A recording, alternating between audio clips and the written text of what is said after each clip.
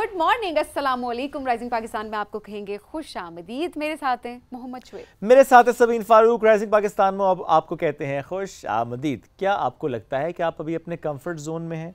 यानी जो भी आप काम कर रहे हैं उसको देखते हुए अगर जवाब हाँ है तो बड़ी गड़बड़ है, बहुत गड़बड़ है। नहीं यार, मुझे लगता है किसी हद तक आपने कहता था सबीना आपसे एक सवाल है, तो मैंने कहा पहले ही जवाब दे दो, मेरे सवाल यहाँ पे आ नहीं आता। थोड़े बहुत हूँ, थोड़े बहुत नहीं हूँ। मतलब जिस काम में मुझे लगता है कि हाँ निकल सकती हूँ कंफर्ट जोन से, मैं निकल जाती हूँ। कुछ में नहीं है तो मतलब ऐसे चलती है जिंदगी, चल रही है, just go with the flow. Alright, but कुछ लोगों की राय होती है ना जो कंफर्ट जोन में नहीं रहना चाहिए, इससे निकलना चाहिए। मैं कहता हूँ हम पूरी जिंदगी मेहनत करते हैं कंफर्ट जोन में आने के लिए, isn't it? हाँ, but there is a difference ना। एक होता है कि आप, हाँ बात तो आप ठीक कर रहे हैं। वैसे हम मेहनत कर रहे होते हैं पूरा दिन रात, हम प्लानिंग कर रहे होते हैं कि हमें सुकून मिले, आराम मिले, इत्मीनान मिले। और जब वैसे वाकई देखें इंसान की कैसी नेचर है, हमारी कैसी फितरत है कि वाकई जो गोल हमने यही रखा होता है कि हमें सुकून मिले, हम एक कंफर्टेबल इन्वायरमेंट में आ जाएं। जब हम आते हैं तो हमें लगता है कि अच्छा सब कुछ रुक गया है, कुछ चैलेंजिंग नहीं हो रहा, कुछ थ्रिल इसमें आना चाहिए। तो प्रॉब्ली वो चीज़ें दोबारा हमें एक अनकंफर्टेबल जोन में लेकर जा रही होती हैं। वो सिचुएशन नहीं बल्कि मेंटली हम बड़े अनकंफर्टेबल सिचुएशन में आ जाते हैं। वाकई ये तो मैं आज वैसे वाकई ये चीज़ मैं सोच रही थी कि इंसान की फितरत देखी कैसी, फितरत ऐसी है। लेकिन इसमें कितना ज़रूरी है इसको समझना कि जो मंजिल होती है ना वो कुछ नहीं होती, और मंजिल किसी को नहीं मिलती, मंजिल मिलनी भी नहीं चाहिए। सफ़र होना चाहिए, खूबसूरत होना चाहिए, भरपूर होना चाहिए, उसके रास्ते को आपने एंजॉय करना है। क्योंकि इसी सफ़र में चलते चलते बार बार जो मंजिल आप सोचेंगे और उस पर पहुँचेंगे, फिर एक नई मंजिल आपके सामने होगी जिस पे आप जाने की कोशिश करेंगे। ये जो जुस्तजू है, ये जो लगन है उस मंजिल पे जाने की, वहाँ पहुँच के एक नई मंजिल को पाने की, फिर वहाँ पहुँच के जानने की कि मंजिल ये नहीं है जहाँ पर पहुँचना था, मंजिल तो कुछ और है। ये मैं जो सारी बातें की इसमें आपने कतन मीरा जी का वो शेर याद नहीं करना, मंजिल वाला बिल्कुल नहीं याद करना, कतन नहीं, ऐसा बिल्कुल नहीं करना आपने। मैं सफ़र और मंजिल की बात कर रहा हूँ। अच्छा शेर था वैसे वो, रियली? क्या शेर था वैसे वो? मुझे भूल गए कि मंजिल को और बड़े फेमस शायर थे जिनके साथ बैठ के उन्होंने उस शेर को कहा। अहमद फराज साहब के सामने उन्होंने शेर पढ़ा। क्या शेर था? मंजिल से पूछती है कहाँ है मंजिल, कहाँ है मंजिल। मुझे नहीं याद वो शेर, बट पहला मिसरा याद आ गया मुझे।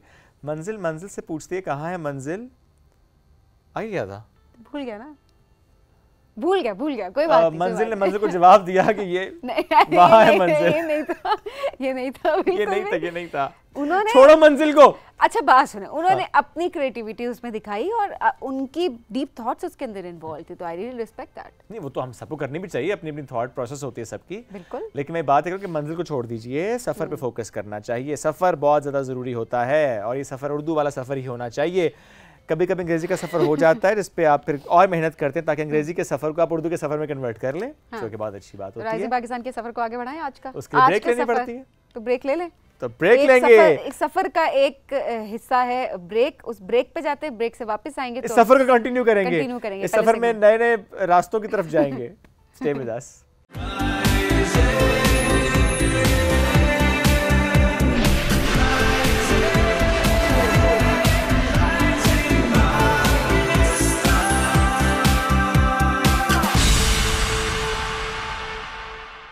Welcome back. राइजिंग पाकिस्तान में एक बार फिर कहते हैं खुश आमदीद। आर्टिफिशियल इंटेलिजेंस, इसकी बहुत सी बात हो रही है और कई वक्तों से होना शुरू हो चुकी है।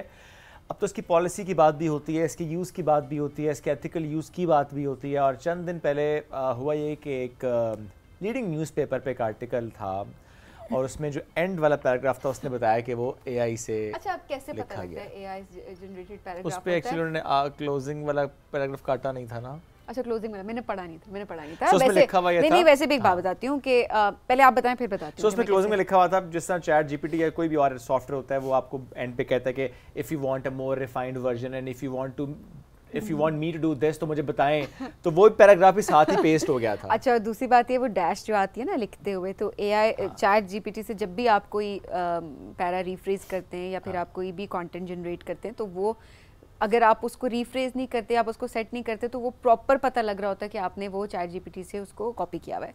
अगेन माय क्वेश्चन इज, इसमें बुराई क्या है? क्या बुराई है शुएब? देखें, आप कमांड आप देते हैं, एक अच्छा सेंटेंस स्ट्रक्चर आपकी उस पैराग्राफ को, आपकी उस राइटिंग को बेहतर बना के चैट GPT दे देता है, स्पेशली उस फील्ड में जहाँ पर आपको एक अच्छी राइटिंग, अच्छे कंटेंट की ज़रूरत है। कमांड आप देते हैं, स्टोरी आपकी है, काम आपका है, तो मुझे नहीं लगता कि इसमें कोई हमें अब थोड़े एक्सेप्टेंस के लेवल पे जाने की ज़रूरत है कि इट्स ओके, एक टेक्नोलॉजी आ गई है, हम उसका इस्तेमाल कर सकते हैं। नहीं, मेरा सब पॉइंट है कि देखें दो चीज़ें ना, एक कि आपने किसी भी AI टूल का इस्तेमाल करते हुए पूरा जनरेट करवाया है, may it be a piece of article, poetry और एनीथिंग, और एक है कि आपकी अपनी ओरिजिनलिटी है, आपने वो शेयर किया और आपने उसे कहा कि इसको थोड़ा सा रिफाइन कर दो या बेहतर कर दो या ग्रामेटिकल एरर्स रिमूव कर दो, सेंटेंस स्ट्रक्चर बेहतर कर दो, यहाँ तक तो मैं समझता हूँ कि ठीक है। लेकिन पूरा जनरेट ही AI ने किया है, प्रॉम्प्ट तो होगा बट स्टिल उसमें आपकी अपनी क्रिएटिविटी ओरिजिनलिटी नहीं है। तो ये मेरा पॉइंट है। इवन उस न्यूज़पेपर से मुतालिक हमने कहा कि उन्होंने शेयर भी किया बाद में कि हम इसको एक तो देख भी रहे, दूसरा ये कि वो जो पूरा एक आर्टिकल था वो था हमारा अपना, सिर्फ हमने उसको बेहतर किया था AI को यूज़ करते हुए। सो आज का जो हमारा मौजू है वो बहरहाल तालीमी इदारों में AI का रुझान और उसका इस्तेमाल, उसकी पॉलिसी से बच्चे भी जब इस्तेमाल करते हैं AI को अपनी असाइनमेंट्स में तो आ रहा होता है कि प्लेजराइज किया हुआ है, AI जनरेटेड कंटेंट है। समटाइम्स अलाउ करते हैं, समटाइम्स नहीं करते। I still remember my university में एक टीचर थे, अब ज़रा उस वक्त AI तो नहीं था, लेकिन मुझे ये याद है कि वो कहते थे it's an open book paper. वो हमें सवाल देते थे और कहते थे कोई मसला नहीं है, आपने किताबें खोलनी है खोलें, कोई इशू नहीं है, बट ये सवाल है, इस पर मैं आपको जज करूंगा, आई मीन इस पर आपको मैं मार्किंग करूंगा। सो उसमें भी हम सबके मार्क्स डिफरेंट होते थे, हालांकि पेपर में बुक्स अलाउड होती थी। बट आज हमारा मौजू यही है कि तालीमी इदारों में AI किस तरह से हम इसको लेकर चल रहे हैं, उस्ताद क्या राय रखते हैं, वो किस तरह से इसको देख रहे हैं। तो आज हमें ऐसी एजुकेशनिस्ट ने ज्वाइन किया है, AI से भी इनका खासा लगाव है। राबिया खान, उनको वेलकम करते हैं। अस्सलाम वालेकुम जी, कैसी हैं? अस्सलाम वालेकुम, मैं ठीक हूँ, आप कैसे हैं? अल्हम्दुलिल्लाह बिल्कुल ठीक। थोड़ी सी बहस मेरे स्विंग के अक्सर इस मौजू पे होती रहती है, थोड़ा सा आप अपना पहले व्यू शेयर कीजिएगा AI को लेकर, आपका क्या व्यू है इन टूल्स का इस्तेमाल, how do you see this? Actually AI जो है वो ओवरऑल ट्रांसफॉर्म कर रही है हर फील्ड ऑफ लाइफ, राइट। तो इसी तरह इसने एजुकेशन को भी ट्रांसफॉर्म कर दिया है। अब आप अगर इसका पॉजिटिव यूजेज में जाएं और नेगेटिव यूजेज में जाएं, लाइक पॉजिटिविटी ये है कि आपके जो टीचर हैं they can have more study material for lesson planning और कस्टमाइज लेसन प्लान्स आप बना सकते हैं, क्विजेस बना सकते हैं, प्रेजेंटेशंस, लाइक डिफरेंट जो टीचिंग मटेरियल है वो अपना क्विक बन जाता है और उसमें मोर लिटरेचर आपको अवेलेबल होता है। इसी तरह स्टूडेंट्स के पॉइंट ऑफ व्यू से आपके पास you have a personal AI tutor जिसे आप अपने पॉकेट में लेके फिर रहे हैं। लाइक एक टीचर के लिए it's impossible to teach 40 students in 40 minutes और उनकी क्वेरीज को इंटरैक्ट करना और समथिंग लाइक दैट। तो अब AI say that is like much easier for them.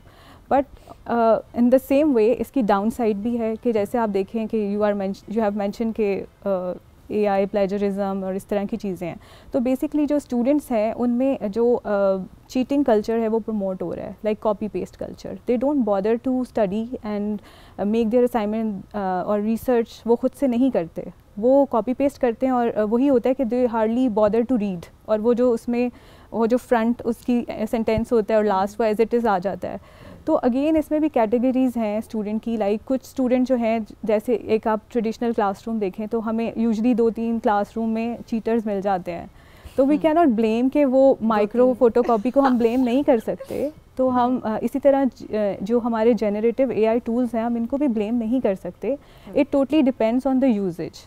सही, तो ठीक है, ये इसका बेसिक। अच्छा, अब ज़रा एक्सेप्टेंस की बात करते हैं हम। इसको एकेडमिक्स के पर्सपेक्टिव से देख लेते हैं, किस हद तक एक्सेप्टेंस होनी चाहिए?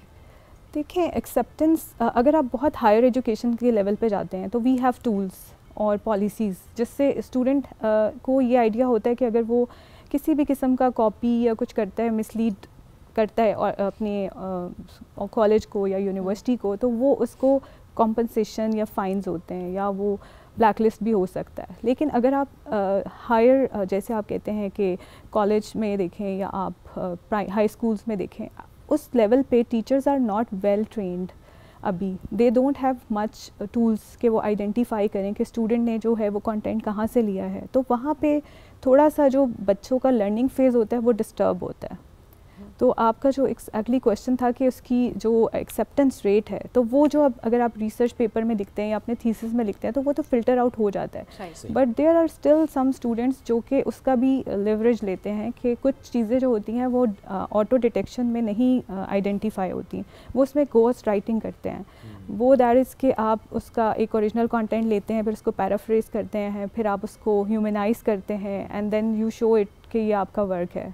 तो अभी इतनी ज़्यादा डिटेल्स में लोग नहीं जाते, तो फाइनल 1-2 लेवल्स पे तो वो एक्सेप्टेंस आ जाती है आपकी, लेकिन फॉर लॉन्गर टर्म वो आप फिल्टर हो जाता है। अच्छा देखिए, पहले अगर कोई असाइनमेंट मिलती थी तब भी हम इंटरनेट का यूज़ तो करते थे। जी बिल्कुल। हम डिफरेंट आर्टिकल्स का, बुक्स का, जो भी PDF फॉर्मेट में जो भी अवेलेबिलिटी होती थी, जो भी रिसोर्स मटेरियल हमें अवेलेबल था हम उसका इस्तेमाल करते थे और वहाँ से भी समहाउ कॉपी पेस्ट चलने होता था। एग्जैक्टली।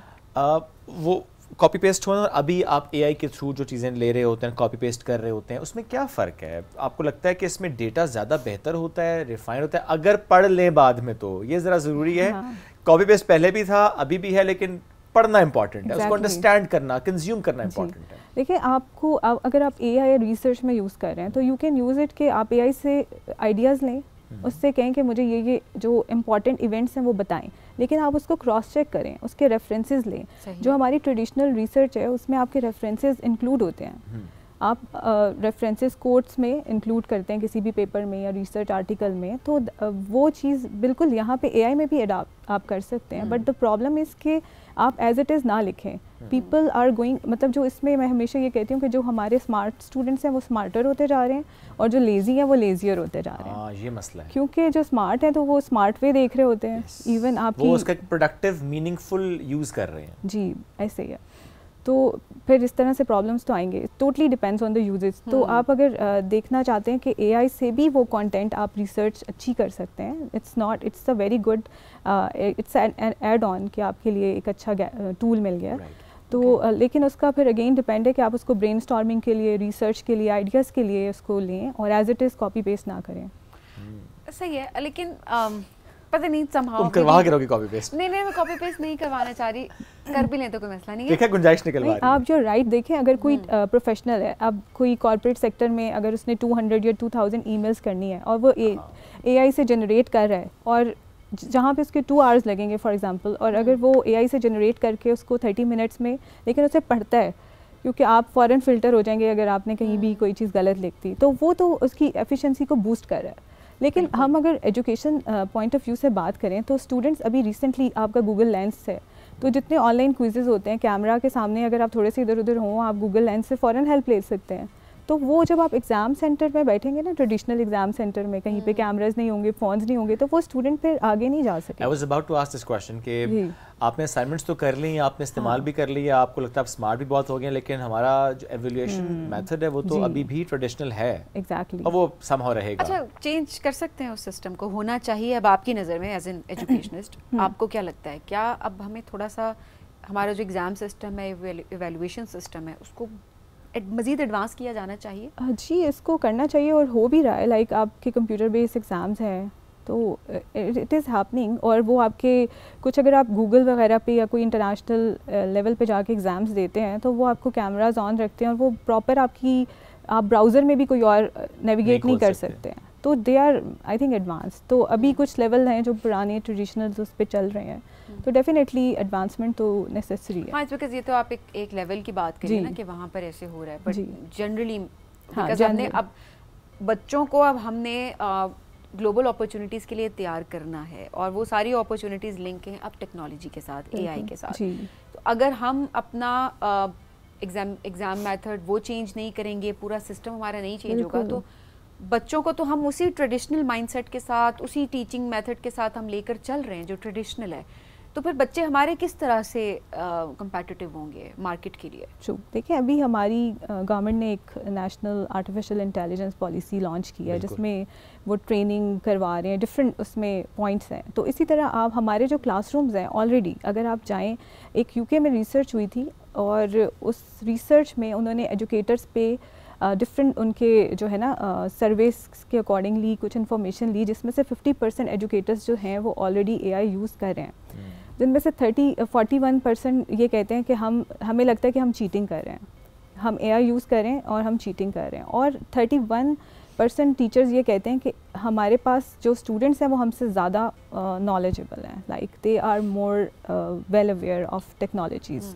इसी तरह से आप पाकिस्तान में अगर आप यूनिवर्सिटी सेक्टर्स में भी चले जाएँ, तो अगर कोई टीचर है जो कि आपको लाइक पब्लिक पॉलिसी पढ़ा रहा है या कोई उर्दू पढ़ा रहा है या कोई पाकिस्तान स्टडीज़ पढ़ा रहा है, they are not very well aware of technical stuff और ऑल, तो स्टूडेंट्स उनसे बहुत ज़्यादा एडवांस हैं। तो GPT और जो जेन AI है ये तो ऑलरेडी आ चुकी है, ठीक है। अभी करिकुलम में ये कहाँ लाई करने वाली है, क्योंकि बच्चे ऑलरेडी इसको बहुत कुछ सीख चुके हैं। तो जो करिकुलम डेवलप होगा वो थोड़ा मे बी टाइम ले ले, लेकिन already they know very well, तो वो they are ready for it ना ऑलरेडी। तो ये बहुत ज़रूरी है करिकुलम में चीज़ों का आना, बिकॉज आई रिमेंबर कुछ साल पहले तक फ्लॉपी डिस्क पढ़ाई जा रही थी जिसको खत्म हुए भी ज़माना हो। आपने यूज़ की हुई है? हाँ, मैंने की हुई शुक्र है, पुरानी है। तो बट देखिए अब ज़रूरत ही नहीं है ना फ्लॉपी डिस्क की, हम क्यों पढ़ाएं बच्चों को फ्लॉपी डिस्क के मुतालिक। हाँ, किसी म्यूजियम में रखिए तो समझ आती है, बट आप पढ़ा क्यों रहे हैं उसका जब यूज़ ही नहीं हमने करना उसको। So it's the same thing with AI। जब आप इस दौर में हम रह रहे हैं तो हमें बच्चों को वही सिखाना है, वही पढ़ाना है, वही बताना है, उसी के लिए उनको ट्रेन करना है, वही स्किल सेट उनका पॉलिश होगा तो वो आगे बढ़ पाएंगे। टीचर्स ट्रेनिंग, क्योंकि आपने इसकी बात भी की कि टीचर्स जो सब्जेक्ट्स पढ़ा रहे हैं वो ज़ाहिर जब तक AI को नहीं समझेंगे, वो इनकॉर्पोरेट नहीं करेंगे अपनी मेथोडोलॉजी में, तब तक मसला होगा, बिकॉज स्टूडेंट्स ज़्यादा आगे निकल जाएंगे। ये हो रहा है कुछ देखें, हमारे पास डिफरेंट मीडियम ऑफ ग्रुप्स हैं, तो कुछ जगह तो ये बहुत ज़्यादा एक्टिवली इट्स हैपनिंग, लेकिन कुछ स्कूल्स में अनफॉर्चुनेटली जो हमारे रिमोट एरियाज़ हैं या कोई ऐसे प्राइमरी स्कूल्स हैं तो वहाँ पे इतना इजीली ये नहीं होता, टीचर्स को इवन शायद इतनी अवेयरनेस ना हो, तो ये थोड़ा सा है। बट गवर्नमेंट और जो अथॉरिटीज़ हैं उनको चाहिए कि वो इस पर एम्फेसाइज करें कि जो हमारे टीचर्स हैं उनको पहले माइंडफुल ट्रेनिंग्स दी जाएँ, और ये प्रोग्राम लॉन्च भी हो रहा है क्योंकि पाकिस्तान एक बड़ा मुल्क है, पॉपुलेशन बहुत ज़्यादा है, तो हमें उसमें ज़्यादा काम करने की ज़रूरत होती है। आपने जो कि कई अरसा इससे आप मुंसलिक रही हैं एजुकेशन की फील्ड से, आपने एक बात की कि जो स्मार्ट किड है वो ज़्यादा स्मार्ट हो रहा है और जो लेज़ी है वो और लेज़ी हो रहा है। बट जनरली जब हम देखते हैं बच्चों को, अगर हमारा बच्चा अगर क्लास 3 का है या ग्रेड 4 का है, हम जब उसके करिकुलम देखते हैं तो हम कहते हैं ये तो हमने बहुत लेट पढ़ा था। क्या ये दुरुस्त ऑब्जर्वेशन है? जी। और उसे देख के हम कहते हैं कि इस एज में हमने ये नहीं पढ़ा था, ये बच्चे कैसे कंज्यूम करेंगे? या बर्डन कर रहे हैं बच्चों को, या कि नहीं पूरी दुनिया में ऐसे ही हो रहा है, बच्चे स्मार्ट हो रहे हैं, जो चीज़ 8वीं जमात में पढ़नी थी वो 4थी में पढ़ रहे हैं? ये I think it's the need of this time कि बहुत एडवांसमेंट है। अब आप देखें कि एक छोटा सा 3-4 इयर्स का अगर कोई toddler we have at home, कोई किसी का भी हो सकता है, जैसे मेरा नेफ्यू है, तो वो उसको बहुत सारी चीज़ें खुद ही पता होती हैं फ़ोन की, और अब किसी ने उसको नहीं सिखाया, उसे टेक के मुताबिक तो पता है। टेक, जी एग्जैक्टली। तो स्टूडेंट्स जो छोटे बच्चे हैं ना, और उनकी नेटवर्किंग भी ऐसी होती है कि जब वो कोई यूनिक चीज़ देखते हैं तो वो शेयर करते हैं, तो they are more well aware. और इवन अभी मेरे एक्सपीरियंस में, इवन मेरी फील्ड आर्टिफिशियल इंटेलिजेंस है, तो कुछ मैं स्टूडेंट से बात करती हूँ तो मुझे भी उनसे कुछ चीज़ें नई पता चल रही होती हैं। लिटरली इट हैपेंस कि एवरी दिन सीख रहे होते हैं ना। लेकिन क्या ये मसला नहीं होगा आगे चल करके? ठीक है, हम कहते हैं कि टेक्नोलॉजी का दौर है, टेक्नोलॉजी फोकस्ड अप्रोच होनी चाहिए, बच्चे सीख भी रहे हैं, बच्चे वेल अवेयर भी हैं, लेकिन क्या इससे कहीं ये तो नहीं हो जाएगा कि आइंदा वक्तों में हमें डॉक्टर्स नहीं मिलेंगे, हमें साइंटिस्ट नहीं मिलेंगे, हमें जो आपकी जनरल साइंस के सब्जेक्ट्स हैं वो शायद उसमें बच्चे में नज़र नहीं आएंगे, टेक में नज़र आ रहे होंगे, ठीक है उसकी अपनी इंपॉर्टेंस है, बट सब सब्जेक्ट्स की अपनी इंपॉर्टेंस है। देखिए जैसे मैं आपको एक बात शेयर करती हूँ, जब कैलकुलेटर आया होगा तो जब हम भी स्टूडेंट थे तो जब साइंटिफिक कैलकुलेटर आता था तो हम थोड़े कहते थे कि हमें खुद आनी चाहिए कैलकुलेशंस रादर कि हम साइंटिफिक कैलकुलेटर पे, लेकिन अगर हम एक छोटी सी कैलकुलेशन के लिए कैलकुलेटर यूज़ नहीं करेंगे तो हम आज हमें पता चलता है कि वो तो एक बहुत ओल्ड स्कूल चीज़ है। दुरुस्त बात है, प्रोडक्टिविटी आपकी बढ़ जाती है। इसी तरह AI है, देखिए AI is not something to damage, ये एक पैराडाइम शिफ्ट है। अब हमें इसके साथ रहना पड़ेगा। जैसे आपका टाइपराइटर होता था, फिर आप कंप्यूटर पे आ गए, तो आपके जो टीचर्स हैं और लोग हैं उनको अपने आप को अपस्किल करना है। अब जैसे कि कुछ सब्जेक्ट्स हैं जो आपके मैंडेटरी होते हैं कोर्सेज में और करिकुलम में, इसी तरह AI शुड बी मैंडेटरी। अगर आप मेडिकल के स्टूडेंट्स हैं या आप फॉर एग्जांपल किसी और डोमेन के स्टूडेंट हैं, लैंग्वेज के हैं, लिंग्विस्टिक के हैं, तो आपके साथ AI मैंडेटरी होना चाहिए कोर्स। इसी तरह से हम जो गैप है उसको कवर कर सकेंगे फॉर द फ्यूचर। अच्छा, AI का एथिकल यूज़, ये भी तो हमारी, बिकॉज पाकिस्तान के लिए चैलेंजिंग एक तरह से ये भी है कि हमारी ज़्यादा पॉपुलेशन यूथ की है। अब यूथ को आप जिस डायरेक्शन में लगा देते हैं ना, वो उस डायरेक्शन में चले जाते हैं। उनको गाइडेंस की भी बहुत ज़्यादा ज़रूरत होती है, मेच्योरिटी उस तरह से नहीं आई भी होती है। ऐसे में एथिकल यूज़ ऑफ AI, इस पे कितना काम करने की ज़रूरत है तालीमी इदारों में कि बच्चों को AI का बता रहे हैं लेकिन उसका एथिकल यूज़ भी तो सिखाएं साथ साथ। Exactly, this is a point. अब आप देखिए कि मैंने आपको जैसे बताया कि हायर एजुकेशन लेवल पे तो आपके एथिकल और इसके प्लेजरिज्म और सारा कुछ मौजूद है, लेकिन लोअर लेवल पे अगर कोई असाइनमेंट सबमिट हो रही है लोकल क्लासरूम में तो they are not well aware. तो उस चीज़ पे ये बिल्कुल हाई टाइम है कि वहाँ पे ट्रेनिंग्स बताएं और स्टूडेंट्स को भी ट्रेन करें, उनके पेरेंट्स को भी ट्रेन करें कि वो माइंडफुल तरह से किस तरह से वो एआई को यूज़ कर सकते हैं। क्योंकि जैसे मैंने आपसे पहले भी एक डिस्कस किया था, आप लोग कह रहे थे कि ब्रेन इससे एक ब्रेन ड्रेन भी एक काइंड होता है। इस तरह से कि एक MIT में एक रिसर्च हुई, उन्होंने 3 ग्रुप ऑफ पीपल लिए, जिनमें एक उन्होंने जेन AI वाले ग्रुप था जिन्होंने ऐसे थे सैट के लिए वो जेन AI से लिखने थे, जो सेकंड ग्रुप था उन्होंने गूगल सर्च से करने थे, और जो थर्ड ग्रुप था उन्होंने अपने माइंड से करना था। फिर उन्होंने उसके ऊपर एक डिवाइस इंस्टॉल की EEC जो कि आपके सिग्नल्स को कैच करती है जी। फिर जब उन्होंने उसके अकॉर्डिंगली रिजल्ट एनालिसिस किया तो आपका एक ब्रेन में होता है हिप्पोकैम्पस, तो वो बिल्कुल यूज़ नहीं हुआ था जो जेन AI वाले स्टूडेंट्स थे। क्योंकि उन्होंने ऑब्वियसली उन्होंने कॉपी पेस्ट करके दे दिया होगा। अगर उन्होंने थोड़ी सी भी ब्रेनस्टॉर्मिंग की होती तो उनका माइंड चलता या कुछ नहीं होता, ठीक है। जो दूसरा था उनका कोई 50% माइंड जो था दैट वर्कड, बट जो लास्ट ग्रुप वाले थे उनका सबसे बेस्ट था। तो फिर इसको लोग कहते हैं कि AI को जो है वो ब्रेन आपका कंजम्पशन जो यूज़ है वो कम हो रहा है। तो बेसिकली इट्स नॉट कि AI, it is how we are using it.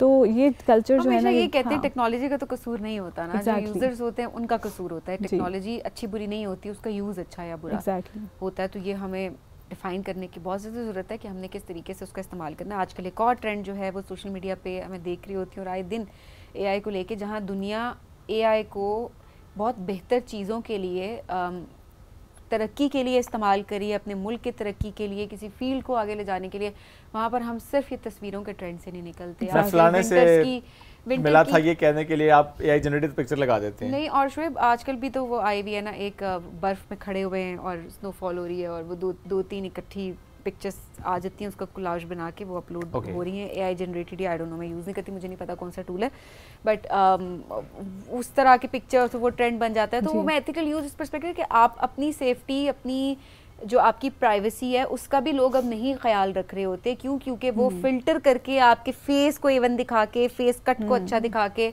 आपकी एक पिक्चर जो है वो आ जाती है सामने, और हम ब्यूटी कॉन्शियस होकर उसको अपलोड कर रहे होते हैं ऑनलाइन। क्योंकि ऐसी बहुत सारी और भी रिसर्चेस आई हैं, लोगों ने भी इस पर आर्टिकल्स शेयर किए थे कि आप जिस तरीके डाटा कलेक्ट करने का भी एक तरीका है, और वो डाटा कहाँ कहाँ पर किन वेब पे वो यूज़ हो रहा होता है, आपको इस बारे में अंदाज़ा भी नहीं है। और आप अपनी पर्सनल इन्फॉर्मेशन, आप अपनी पर्सनल पिक्चर्स, वो सब कुछ आप ऐसे प्लेट में रख के दे रहे हैं और आपको नहीं पता कि उसका इस्तेमाल। फिर आप ये कहते हैं कि वो तो सोशल मीडिया पे वैसे भी मौजूद है, कोई भी ले सकता है। देखिए, वो सर्च करके लेना प्रोबेबिलिटी उसमें कम हो जाती है, और ख़ुद से प्लेट में रख के पूरे प्लेटफॉर्म में अपनी पिक्चर्स और अपना डाटा दे देना वो एक अलग चीज़ होती है। तो एथिकल यूज़ बच्चों को तो क्या, बड़ों को भी सिखाने की बहुत ज़्यादा ज़रूरत है। बहुत शुक्रिया प्रोग्राम में हमें ज्वाइन करने के लिए। बहुत ज़बरदस्त डिस्कशन रही। बट ऑब्वियसली जो हम हमेशा ये बात करते हैं ना कि एक बहस होनी चाहिए इन चीज़ों को लेके।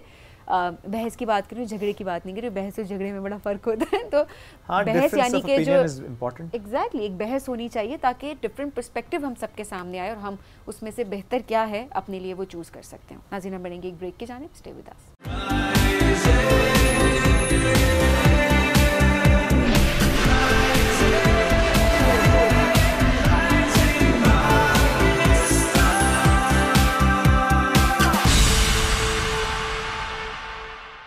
Welcome back to Rising Pakistan में आपको कहेंगे खुश आमदीद। और अब ज़रा बात करते हैं पाकिस्तान की, पाकिस्तान के सॉफ्ट इमेज की। ये कितना इंपॉर्टेंट है कि हमारी यूथ अब आगे बढ़े और हमारी यूथ पूरी दुनिया में जाए, डिफरेंट इवेंट्स करवाए, अपनी यूथ को वहाँ पर लेकर जाए, बल्कि ग्लोबली सारी यूथ को इकट्ठा करे, एक जगह पे, एक प्लेटफॉर्म पे कनेक्ट करे, ताकि हम सब एक तो एक कल्चर एक्सचेंज से सीख भी रहे होते हैं, एक टॉपिक होता है, एक सब्जेक्ट होता है, but at the same time ये कितनी इंपॉर्टेंट चीज़ है कि पाकिस्तान का एक बेहतर इमेज पूरी दुनिया में जाए और हमारी यूथ उसको एक्सपोजर मिले।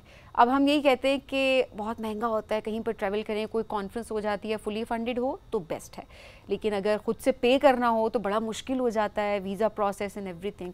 बट कुछ लोग होते हैं इस प्रोसेस को बहुत आसान बना देते होते हैं। फुली फंडेड भी अपॉर्चुनिटीज़ वो भी जो है प्रोवाइड कर रहे होते हैं opportunities, at the same time अगर आपको पे करना भी है तो आपको इतना मिनिमल पे करना है कि बस आपके खर्चे और चीज़ें निकले, आपके पूरे प्रोसेस को आसान बनाए। सो पाकिस्तान की यूथ को ट्रैवल के थ्रू, डिफरेंट कॉन्फ्रेंसेस के थ्रू किस तरीके से एम्पावर किया जा सकता है, पाकिस्तान के इमेज को किस तरीके से बेहतर किया जा सकता है, सो एक इनिशिएटिव की आज हम बात करने जा रहे हैं और ये है जी ग्लोबल बिजनेस सिंपोजियम। बिल्कुल जी। सो इसके बानी और मैनेजिंग डायरेक्टर इस वक्त हमारे साथ मौजूद हैं उस्मान अमजद। उनसे आज जानने की कोशिश करते हैं कि आप लोग किस तरह से इन ग्लोबल अपॉर्चुनिटीज़ के लिए अप्लाई कर सकते हैं, आप कैसे ट्रैवल कर सकते हैं, आप स्कॉलरशिप कैसे अवेल कर सकते हैं, स्पेशली पाकिस्तान की सक्सेस स्टोरीज क्या हैं। अस्सलाम वालेकुम उस्मान, कैसे हैं आप? जी, thank you so much for inviting me. Usman, thank you so much for joining us today. Usman, ये आइडिया कैसे आया आपको? ये क्या सोच थी इसके पीछे कि बाकी पाकिस्तान की यूथ को भी एम्पावर करना है और उसको कनेक्ट करना है ग्लोबल यूथ के साथ? बिल्कुल, मैं स्टार्ट करता हूँ। उससे पहले मैं थोड़ा सा पीछे चला जाता हूँ कि बाय प्रोफेशन मैं चार्टर्ड अकाउंटेंट। जब मैंने सीए किया पाकिस्तान का तो मैं यूके गया सीए करने के लिए। उसके बाद मुझे शौक़ था कि क्यों ना हार्वर्ड जाऊँ, क्यों ना ऑक्सफोर्ड जाऊँ वहाँ पे। अच्छा, मैंने अपने शौक़ से गया ऑक्सफोर्ड यूनिवर्सिटी के अंदर, 2 वीक्स का कोर्स लिया। तो आई पेड लाइक 15,000 पाउंड, 10 से 15,000 पाउंड थी सिर्फ ट्यूशन फ़ीस थी। सही, रिहाइश अलग थी, उसके अंदर टिकट्स अलग थी, सारा कुछ था। और सिर्फ हार्डली मेरे ख्याल 20-30 बचे थे। अच्छा, मैं फिर शौक़ ख़त्म नहीं हुआ मेरा, मतलब एक्सपोजर का था कि मतलब एक अपॉर्चुनिटी लूँ। मैं हार्वर्ड चला गया करने के लिए। I paid like a lot of money over there और वहाँ पे मैंने एक्सपोजर लिया। पर स्टिल मेरा ख्याल है कि क्यों ना हम एक ऐसा प्लेटफॉर्म बनाएं जिसके अंदर पाकिस्तानी यूथ भी आए, पूरी दुनिया से लोग आएँ। देखें, we may have a different religion, we may have a different belief, but ultimately we all are human beings, we do cry, we do have emotion, सारा कुछ। तो हमने एक प्लेटफॉर्म क्रिएट किया और प्लेटफॉर्म क्रिएट करने के अंदर हमने सोचा कि किस तरह। मैंने डीन ऑफ ऑक्सफोर्ड यूनिवर्सिटी के पास गया, मैं different professors, Aaron Phillips like he is the gold medalist from GB, वहाँ पे उसने पहली दफ़ा यूके को गोल्ड मेडल दिया पैरा ओलंपिक्स के अंदर, डिसेबल।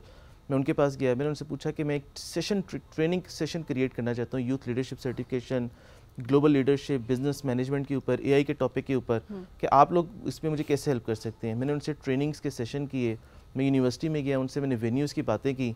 और उसके बाद मैंने हम लोगों ने बेसिकली, हम 3 लोग हैं, मैं हो गया, एक कामरान जफ़र हो गए और Mohammad Ahmed, we are 3 founders and 3 partners in it.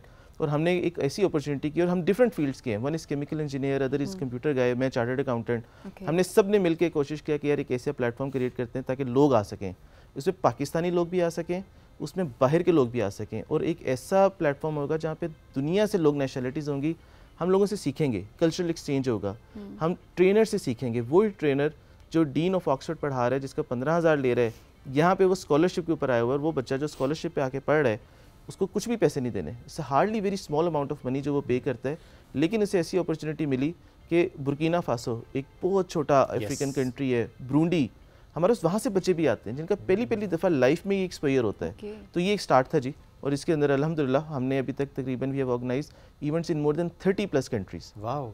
और उसके अंदर अगर मैं आपको कंट्रीज़ के नाम बताऊँ तो उसमें कनाडा है, उसमें यूएस है, उसमें ऑस्ट्रेलिया है, उसमें यूके है, उसमें टर्की है, उसमें उज़्बेकिस्तान है, उसमें दुबई है, ब्राज़ील है, इन मेनी मोर। ओके, अभी नेक्स्ट इवेंट क्या है आपका? जी, हमारा अभी बिल्कुल इस मंथ के एंड के ऊपर 24 से 28 नवंबर के अंदर यूनिवर्सिटी ऑफ टेक्नोलॉजी सिडनी के अंदर इवेंट हो रहा है। okay. और मज़ेदार बात यह कि अल्हम्दुलिल्लाह 146 नेशनलिटीज़ अप्लाइड ओनली। हमारा पाकिस्तान के मतलब हम तीनों लोगों का पैगाम 146 कंट्रीज़ के अंदर खुला है। इसका मतलब 146 नेशनलिटीज़ ने अप्लाई की है। सो आप ये देखें कि यही सॉफ्ट इमेज हम पाकिस्तान का बिल्ड कर रहे हैं। और माशाल्लाह जब हम लीडरशिप जाते हैं और वहाँ पे जाके हम ओपनिंग स्पीच देते हैं तो अल्हम्दुलिल्लाह वी प्राउडली से कि वी आर पाकिस्तानी नेशनल, और लोग हमें मतलब फॉलो करते हैं और वहाँ पे पूरी दुनिया से लोग होते हैं। तो मज़ा ये आता है। फिर आप लोग जो समझते हैं अच्छा यार पाकिस्तानी ये काम भी कर सकता है, तो देखिए हमें पाकिस्तानी जो बच्चे हैं दे आर वेरी इंटेलेक्चुअल गए, मतलब हमारे पास माशाल्लाह हर चीज़ है। अपॉर्चुनिटीज़ को ना हम प्रॉपर वे में यूज़ नहीं करते, और उसकी रीज़न ये कि हमारे पास अवेयरनेस नहीं है। जब आप अवेयरनेस देंगे, देखें अगर आपको पता होगा एक फुली फंडेड स्कॉलरशिप है, यू वुड डेफिनेटली अप्लाई। और जब आप ट्रेवल करते हैं तो you learn a lot. Absolutely, travel का जो एक्सपोजर है वो तो बिल्कुल अलग सा होता है। अच्छा, ऐसे में क्या जिम्मेदारी होती है जो भी पार्ट बना आपके सिंपोजियम का किसी भी इवेंट में गया, वापस आके क्या जिम्मेदारी उसकी होती है? देखिए, वेरी गुड क्वेश्चन। मैं इसमें आपको थोड़ा सा बताऊंगा कि हमारा प्रोसेस क्या होता है कि हम नॉर्मली एक अपना पोर्टल ओपन करते हैं और पूरी दुनिया में उसे we have network in more than 100+ countries, और वॉलंटियर्स हैं जो लोग हमारे साथ, बिकॉज हम प्रॉफिट जनरेट नहीं कर रहे होते। ठीक है, हमारा कोशिश होती है कि जो भी हम इससे अर्न करें हम वही बच्चों को स्कॉलरशिप्स दें। हम 20 लोगों को ऐसे होते हैं इसमें हम फुली फंडेड देते हैं, इसमें हम एयर टिकट भी होता है, रिहाइश भी होता है, खाना पीना भी होता है, वीज़ा भी होता है। वो आते हैं, फ्री सेशन लेते हैं, very small amount of money जो वो पे करते हैं। तो एक ऐसी अपॉर्चुनिटी मिल गई कि जिसने बच्चे, वो भी स्मॉल अमाउंट इसलिए लेते हैं कि उसकी रीज़न ये होती है कि जब बंदा यू पे बाय योरसेल्फ तो आप फील करते हो कि मैंने खुद किया हुआ है, मतलब कि, और वो फिर बंदा कोशिश करता है कि अपना स्टेटमेंट ऑफ पर्पस अच्छा लिखे। फिर हम तकरीबन 60 लोगों को पार्शल फंड देते हैं, इसमें एयर टिकट के अलावा बाकी सारे होते हैं। तो हम इंश्योर करते हैं तकरीबन 60 to 70 नेशनलिटीज़ हमारे इवेंट पे आ रही हों, और वहाँ पे आके वो करें। और फिर हम कुछ लोग होते हैं जिसको सेल्फ के ऊपर भी हम बुलाते हैं ताकि वो हो।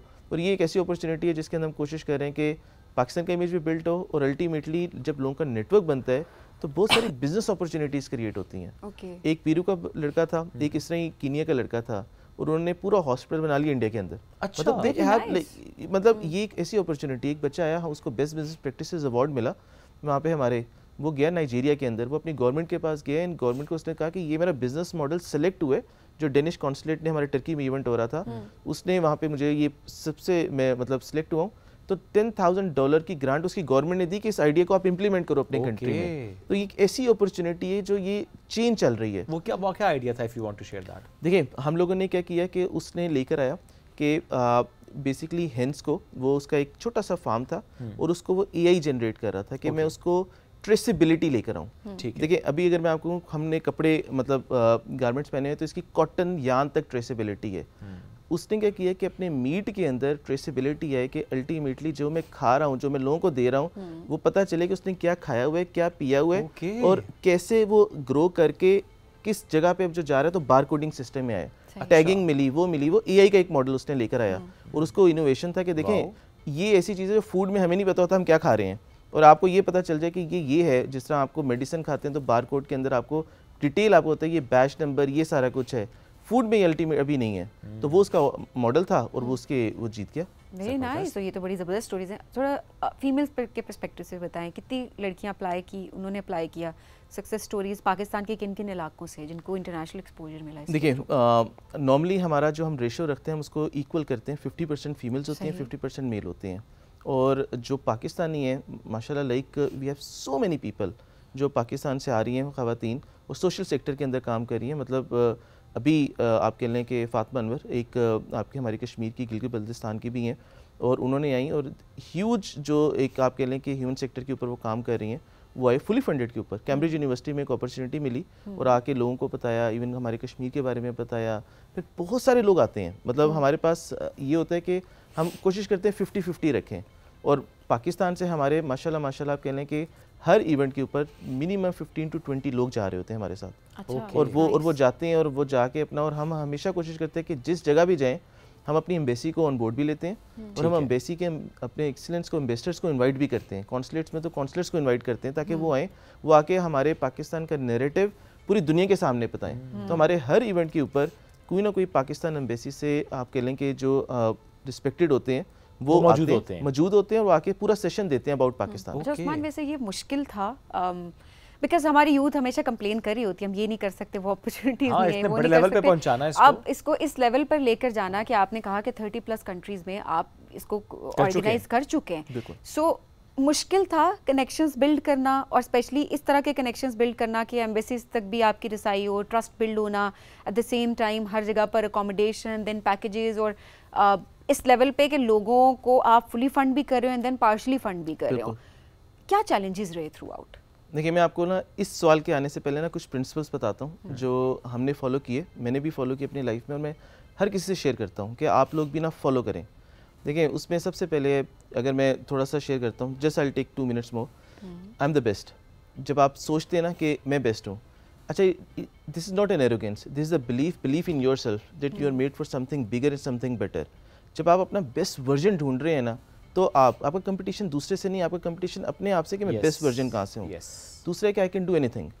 अच्छा, ये जब आप सोचते हैं ना कि मैं जब कंफर्ट जोन से बाहर निकलूंगा, फियर जोन में आऊँगा, आप हर चीज़ कर सकते हैं। जितने भी सक्सेसफुल लोग हैं, फियर ऑफ फेलियर है उनके पास, ठीक है। ये फियर ऑफ फेलियर हमारे पास भी था, हम फेल हुए, ऐसा नहीं है। आप कह लें कि जब हमने स्टार्ट किया तो 100 हम लोगों को अप्रोच करते थे, 99% हमें कोई रिस्पॉन्स ही नहीं करता था, फिर भी हमने स्टेप लिया। मतलब कि फियर हमने इसमें आने ही आना है।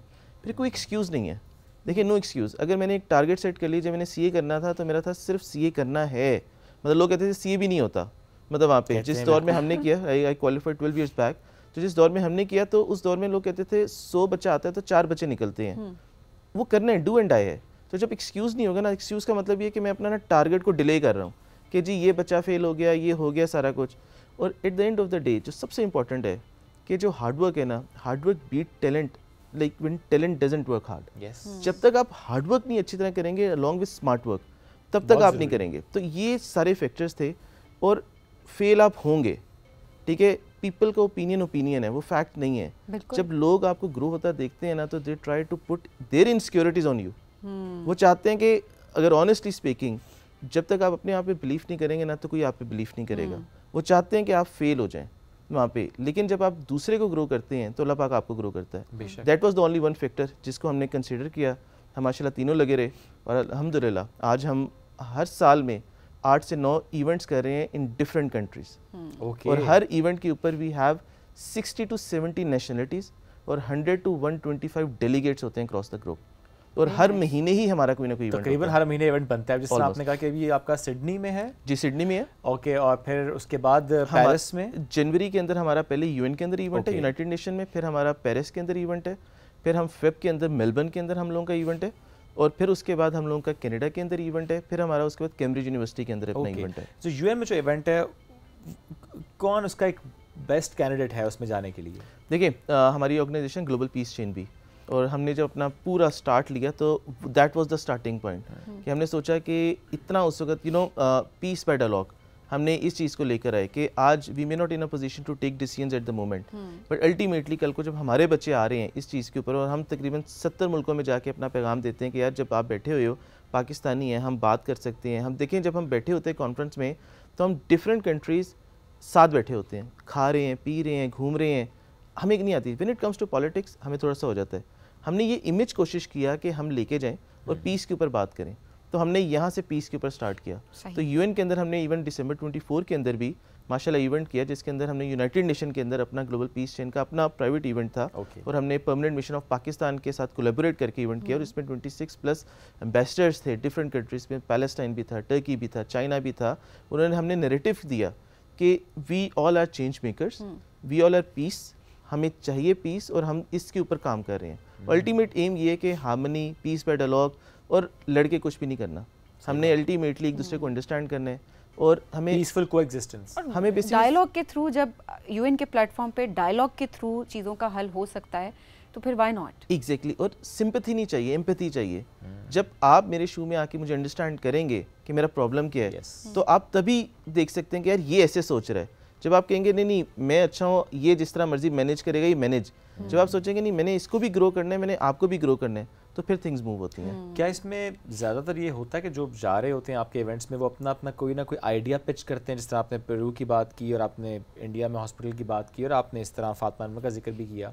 सो क्या ये मैंडेटरी हर इवेंट में होता है कि डिफरेंट नेशनलिटीज़ के लोग अपने किसी आइडिया के साथ आते हैं, और फिर उसके बाद जब वो उस इवेंट से जाते हैं सो उस आइडिया पर मज़ीद काम कर पाते हैं? देखिए हम जब फुली फंडेड या पार्शियल फंडेड लेते हैं तो हम उनसे पूछते हैं कि आपका स्टेटमेंट ऑफ पर्पस क्या है, ठीक है, आप क्या इम्पैक्ट क्रिएट कर चुके हैं आज तक, और इस इवेंट में अगर आप सिलेक्ट होते हैं तो उसके बाद आप क्या इम्पैक्ट क्रिएट करेंगे, ठीक है। फिर हमारी कंडीशंस आती हैं। कंडीशंस में ये होता है कि ओके कि आपने जो यहाँ से सीखा, मतलब एग्जांपल कि आपने ट्रेनिंग ली, तो इसका इम्पैक्ट आपने कितने लोगों तक जाके दिया है। अगर वो इम्पैक्ट करते हैं, देखिए हमारा मेन एम ये है कि अल्टीमेटली पैगाम आगे से आगे जो लोग आते हैं we still feel they are privileged, ultimately when they are going back, जो अनप्रिविलेज्ड हैं, जिनके पास ये अपॉर्चुनिटी नहीं है, अगर वो 100 बंदा, एक बंदा भी 100 बंदे तक जाता है और 100 लोग ये करते हैं, तो आपने थाउजेंड्स ऑफ पीपल में ये ऑलरेडी पैगाम लेके चले गए। तो हमारी ये कोशिश होती है कि हम इसी को चेन को चलाई रखें, और हम अल्हम्दुलिल्लाह we are doing very well. और यही होता है कि आप किस तरीके से माशरे में जो हम कहते हैं रिसोर्सेज की इक्वल डिस्ट्रीब्यूशन, तो अपॉर्चुनिटीज़ को किस तरह से इक्वल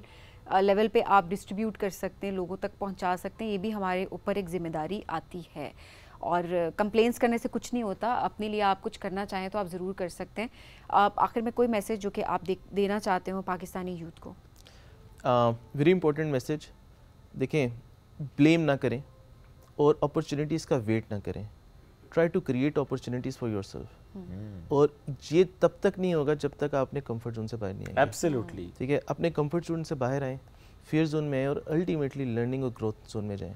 उसमें फेलियर्स आएंगे, दैट्स ओके, पर आप आगे भी बढ़ेंगे, क्योंकि कंफर्ट जोन में रहेंगे तो फिर आगे नहीं बढ़ पाएंगे। थैंक यू वेरी मच जी, साथ मौजूद थे आप उस्मान, बहुत अच्छा लगा आपसे मुलाकात करके। और जिस तरह के इवेंट्स माशाल्लाह आप करा रहे हैं और देखें तवातुर से माशाल्लाह कराए जा रहे हैं, और आगे भी सीरीज ऑफ इवेंट्स हैं, तो all the best for those events as well. Thank you so much. हम बढ़ेंगे बिग ब्रेक की तरफ, ब्रेक से वापस आएंगे, रहिए साथ, ये है राइजिंग पाकिस्तान।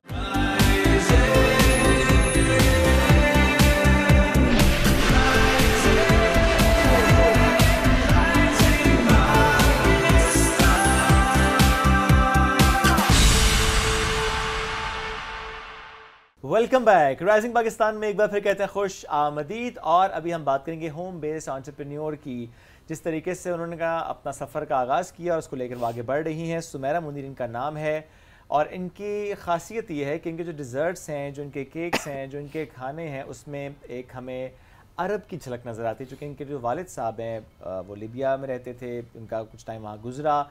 पाकिस्तान आने के बाद अभी लास्ट 3 ईयर्स से ये अपना एक होम बेस्ड काम कर रही हैं, और माशाल्लाह बड़ा ज़बरदस्त काम करें। हम आज आपको दिखाएंगे भी उनके केक्स, उनके muffins, cupcakes and everything. Sumaira Munir Sahiba से आपकी मुलाकात कराते हैं। अस्सलाम वालेकुम जी, कैसी हैं आप? वालेकुम सलाम, ठीक ठाक। So good to have you. थोड़ा सा सफ़र का आगाज़, उसके पे हम ज़रूर बात करेंगे। ये होता है ना कि हम घर में बना रहे होते हैं, अच्छा बना रहे होते हैं, लोग तारीफ़ भी कर रहे होते हैं, लेकिन उसको प्रोफेशनल लेवल पर लेकर जाना, ये करेज चाहिए होती है कि अच्छा मैं करती हूँ। एग्जैक्टली, बस शुरू से बेकिंग और कुकिंग तो करते थे जैसा हर कोई करता है। मेरी इंस्पिरेशन जो थी सबसे पहले मेरे वालिद साहब थे। एक तो मिस्र से उनका ताल्लुक़ था और कुकिंग बहुत अच्छी करते थे वो, प्लस बेकिंग भी। तो बचपन से हम लोग ना इसी में रहे हैं। आज तो पे रमज़ान हमारा बहुत वो होता था, क्या कहते हैं, एनर्जी वाला, कि 3 हम बहन भाई थे, अम्मी अब्बू, हम सारे किचन में होते थे। अब्बू अरब चीज़ें अरबिक बना रहे होते थे, अम्मी पाकिस्तानी बना रही, हम दोनों उनकी हेल्प कर रहे होते, तीनों हम बहन भाई। तो इसलिए शुरू से ही हमारे अंदर ये था। तो भी इस तरह करते करते आगे फिर लोग तारीफ़ करना शुरू हो गए। तो फ्रेंड्स ने, कम्युनिटी जो मेरे आसपास थे, उन्होंने मुझे बहुत इनकरेज किया कि क्यों नहीं आप ये शुरू करती हैं। तो कुछ फ्रेंड्स नहीं कहते हैं अच्छा हम ऑर्डर देते हैं, पहले तुम करो। मैंने कहा मुझे नहीं पता कैसे एक प्राइस सेट करना, सब कुछ करना, पैकेजिंग सब कुछ होता है। कहते कुछ नहीं, कोई पैकेट नहीं चाहिए, कुछ नहीं चाहिए, बस तुम लो हमारा ऑर्डर। तो इस तरह करते करते इनकरेज किया फ्रेंड्स ने भी, फैमिली ने भी, तो अल्हम्दुलिल्लाह आज इधर हूँ।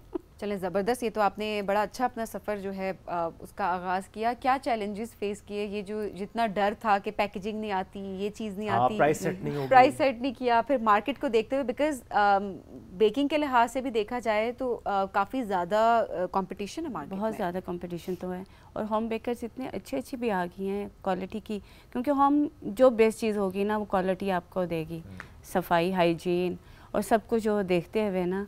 तो ये चीज़ सबसे पहली जो थी सफाई और हाइजीन, जो होम बेस्ड जो चीज़ों की होती है, आइटम्स की सबसे पहले होती है। तो ये देखते हुए फिर चैलेंज तो था, तो आहिस्ता आहिस्ता बताया ना, जब प्रैक्टिस हो जाती है, इसमें आ जाते हैं तो सब कुछ हो जाता है। मार्केट का मैंने वो किया, सारा सर्वे किया। तो करते करते फिर अपना ज़ाहिर प्राइस आपको रिजनेबल रखनी होती है, आप नहीं आते मार्केट में, कंपैरेटिव प्राइस तो रखनी पड़ती है। एग्जैक्टली, तो वो हमने किया। तो उसके बाद अल्हम्दुलिल्लाह जब लोगों ने दिया, उनको पसंद आया, फिर बार बार आते हैं। That's great. So चूँकि आपने कहा तीनों बहन भाइयों का बड़ा शौक था और घर में किचन में हेल्प करना, लेकिन इस लेवल पे आप ही पहुंची हैं। जी हाँ। घर में अरबी खाने बनते हैं कि पाकिस्तानी? दोनों। अब मेरे बच्चों को भी अब आदत होगी, उन्होंने उनको बहुत ज़्यादा पसंद है अरबिक खाने। तो इसलिए कि नाना अब्बू के साथ उनके काफ़ी वो थी अटैचमेंट, तो इस वजह से हम दोनों हैं मिक्स खाने बनते हैं, या कि खाना ही मिक्स हो गया है। हाँ, ये भी कोशिश की है, ये भी कोशिश की है कि टच जो है ना, ज़रा देसी टच भी दे दूँ, क्योंकि मिर्च मसाला जो हमारे यहाँ बिकॉज हमारे यहाँ जो चाइनीज़ है ना श्वेब, वो देख रहे होते हैं चाइनीज़ आपको ऑथेंटिक नहीं मिल पा रहा है, बिकॉज अपने टेस्ट के हिसाब से। तो ऐसा कौन सा अरबी का खाना है जो कि बन रहा होता है और बच्चे और आपसे बड़ा शौक से जैसा हम लोग शुरू से, हमारे यहाँ वो कंसेप्ट नहीं था मिर्चों का ना, बिल्कुल बैलेंस। ज़्यादातर बस आप कहें कि वो थोड़ा सॉल्टिश होगा बस, या ब्लैक पेपर, लाल मिर्चें तो बिल्कुल नहीं। अम्मी पाकिस्तानी थी कि उनको चाहिए था मिर्चें, तो अम्मी जब अपने लिए बनाती थी मिर्चों वाला, तो अब्बू के लिए दही ला के रख देती। ताकि उनका जो सा बैलेंस हो जाए। चलिए, इसका मतलब है चलती अम्मी की ही थी। नहीं, दोनों की, क्योंकि अब वो फिर अपनी मर्जी से कुकिंग तो वो भी कर लेते तो अपनी मर्जी से वो पूरा कर लेते थे। ओके, सो ये जो बेकिंग वाली साइड थी, ये आपने वालिदा से सीखा? अब्बू से सीखा। हाँ। so, क्या फिर आपके केक्स में, डिजर्ट्स में हमें अरबिक टच ज़्यादा नजर आता है? अरबिक, हाँ है उसमें। जो चीज़ें अरबिक हैं वो तो वो कहिए, बाद में हमें पता चला। हमें तो पहले पता ही नहीं था ना ये अरबिक है, ये पाकिस्तानी, क्योंकि हम तो बड़े इसी चीज़ में हुए।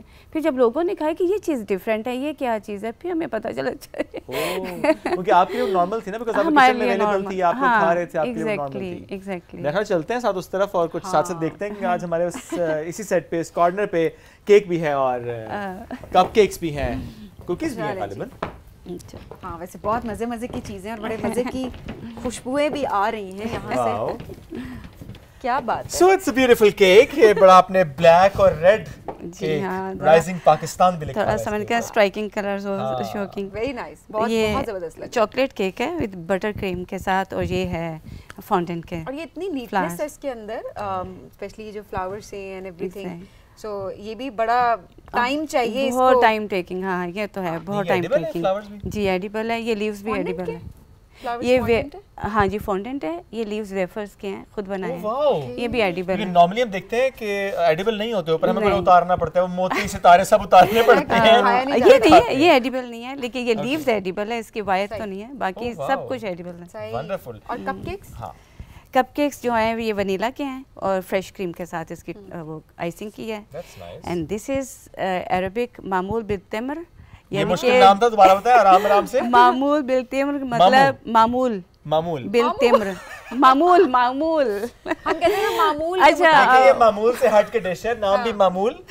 बिल तमर कहते हैं उसको, डेट्स को कहते हैं ना, डेट फिल्ड कुकीज जैसा कहते हैं। ओके, मामूल बिल तमर। ओके, मामूल बिल तिमर। अभी शुएब इसको खा के बताएंगे कि ये कैसा है और कितना फर्क है। जी बिल्कुल खाएं। मामूल बिल तिमर, मामूल बिल तिमर। चलिए जी, देखते हैं क्या फीडबैक आता है यहाँ पे। ड्राई फ्रूट्स भी हैं इसमें? नहीं, तिल है, थोड़े से सौंफ है, कलंजी है। सौंफ है, yes. It's amazing, you must try it. Very nice. Please continue. हाँ, अच्छा तो अच्छा बताइएगा इसको कितना टाइम लगता है और किस तरह बनता है, क्योंकि ये बड़ी डिफरेंट सी डिश है। हम ज़रूर चाहेंगे कि बाकी लोग भी अगर घर में बनाना चाहें तो उनको इसकी रेसिपी बिल्कुल। मतलब जिस तरह आप इसका डो तैयार करते हैं, फिर आपने खजूरों के बीच में से पिच निकाल के उसको बटर में, प्योर बटर या देसी घी में थोड़ा सा कुक करना होता है। फिर वो थोड़ा सा एक वो भी डो बन जाएगा, तो वो फिर आपने कुकी डो के अंदर जो फिल करके, तो आपने जो भी डिज़ाइन बनाना है उसके साथ भी आप बेकिंग करेंगे। उसके अंदर चीनी ज़्यादा नहीं होती, चीनी अपने ऊपर आइसिंग, बिकॉज़ डेट्स होती है ना, तो हाँ, मिठास उसके तो वो जितनी आपको चाहिए वो सिर्फ कोटिंग करनी है अपने ऊपर। तो अभी कपकेक्स हम चाहेंगे कि जरा हमें सिखाएं कि किस तरीके से इसको दो आप करेंगे और दो सबीन करेंगी साथ। आप करेंगे, सबीन ट्राई करें प्लीज। मैं देखूंगी जैसे आप लोग करेंगे, मैं उसको देखूंगी अच्छे से। हाँ, ओके जी। चलो, और साथ साथ जरा पूछ भी लेते हैं, ये जो मामूल बिल तिमर, ये वहाँ का ज़्यादा फेमस है अरब में कुकीज़ में? हाँ, बहुत ज़्यादा। मैंने से पूछा आपको हेल्प चाहिए? नहीं, उनको पता है मैं काम खराब करूँगी। She knew it already. तो मैंने कहा okay, it's good for you. हाँ, मैं तो मेरे पूछा ना हेल्प चाहिए, उन्होंने कहा नहीं, मैंने कहा ओके। ये तो हमें अम्मी की तरह कर रही है, फिर अम्मी भी कहती है ना, मैं निकल जाओ किचन से बाहर। नहीं, वो पहले कहती है आगे हेल्प करो, जब मैं किचन में जाऊँ तो अगली बात होती है कि ठीक है बस अब तुम निकल जाओ, खुद ही कर लेंगे, इससे बेहतर है। बिल्कुल। अब आपको क्या चाहिए? अब ये मैं इसको थोड़ा सा जब करूँगी, कभी कभी चली जाती हूँ वीकली। ज़ाहिर है ज़िंदगी मुश्किल है ना, बहुत अकेले तुम्हारी मुश्किल है। तो बस सही है, मैनेज हो जाता है। वो तो पता नहीं कौन मैनेज कर रहे हैं, लेकिन चलो ठीक है। अच्छा, आज जरा मैं सीख रही हूँ कि किस तरीके से इसको फिल किया जाता है, वरना अक्सर लोग बहुत ज़्यादा फिलिंग कर देते हैं, उसके बाद फेंकनी पड़ जाती है क्योंकि यूज इस तरह हो जाती है। तो आप बहुत थोड़े थोड़े करके इसको कॉर्नर्स पे लगा रही हैं। हाँ, ये सिर्फ दो शेड्स बनाने हैं, दो इसलिए- शेड्स, हाँ, देखिए ना हाँ। साइड पे उसको पास लगा कोई रही हैं, चीज़ नहीं। सेंटर में दूसरा कलर होगा, दो शेड्स बनेंगे। तुम रह दो, तुम्हारी मेहरबानी से तुम ना फिल कराओ इस मुझे तरह। तो लगा बचत कर रही है, वो कह रहे हैं दो शेड बनाना है इसलिए उसको कॉर्नर पे लगा रही है आप सेंटर। ये बचत प्रोग्राम यहाँ भी नहीं है जी, ये बचत ये भी नहीं करती। शेड्स चलो, बनेंगे सही है। इससे। शेड बनाने के लिए साइड में एक कलर Yes. लगाया है, बीच में ठीक है। जो है ना लाइट Yellow. कलर। अच्छा, colour combination is really good, Yes. Purple and yellow. और पर्पल भी बड़ा मजे वाला पर्पल, और येलो भी हाँ। बड़ा सूदिंग सा जो पर्पल होता है वो है। नहीं सॉरी, येलो। मैंने कहा येलो भी जो सूदिंग का पर्पल होता है। मैम आप प्लीज करेक्ट मी, जब मैं इतनी बिजी था सुबह सुबह का वक्त है, करेक्ट करें मुझे please। मामूल बिल तमर खा रहा था। अब मामूर बिल तिमर से निकल आए ना अब। Okay. चलें, असल में ना you want me to try? No, नहीं आप करें जरूर, क्यों पहले नहीं? आप ही करें। नहीं, वो कह रही है मजबूरी है मेरी, तो आप ट्राई करें। पहले आप कर लें, ठीक वाला काम खराब आप मुझसे हमें करवा सिखाएं, लें। फिर हम देख लेते हैं। बिल्कुल आप सीखें, ओह, ये तो हर को करना चाहिए। अगर और जब तक दिलचस्पी नहीं हो ना, फिर बड़ा मुश्किल हो जाता है। यही तो मसला है, ठीक हो गया? आपकी जब तक आपने दिलचस्पी का ही सारा हाँ, मसला है। देखिए बात ही सारा सारी। जो है ना वो इंटरेस्ट की बात होती है कि हाँ। इंटरेस्ट आपका कितना है। बिल्कुल। आपका इंटरेस्ट नहीं है तो आप आसान से आसान काम नहीं कर सकते, नहीं कर आपका सकते। इंटरेस्ट है तो आप मुश्किल से मुश्किल काम करें। Exactly. बेशक बेशक।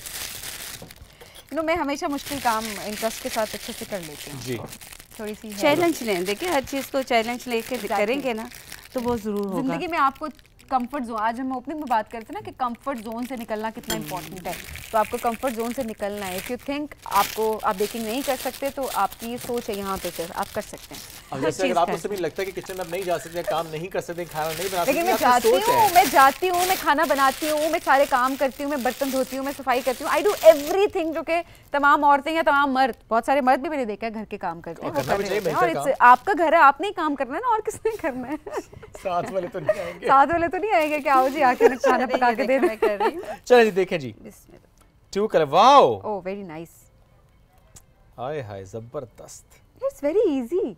एग्जैक्ट तुम करके दिखाना ना। नहीं नहीं नहीं, वो जो दो शेड्स बने, हम हाँ, अक्सर कहते हैं ना कि ये shades। कैसे, हाँ। तो आपको सिर्फ इनको क्या बोलते हैं, ये जो नोजल्स होती हैं नोजल्स, आपको सिर्फ उस लिहाज से जो आपको शेप चाहिए उस लिहाज से आपने वो नोजल्स ले लेने। अब That's देखिए it. इसी दो कलर के साथ मैं आपको एक और करके दिखाऊंगी। ठीक है। और ये जिसमें आपने भरा इसको क्या बोलते हैं, कौन?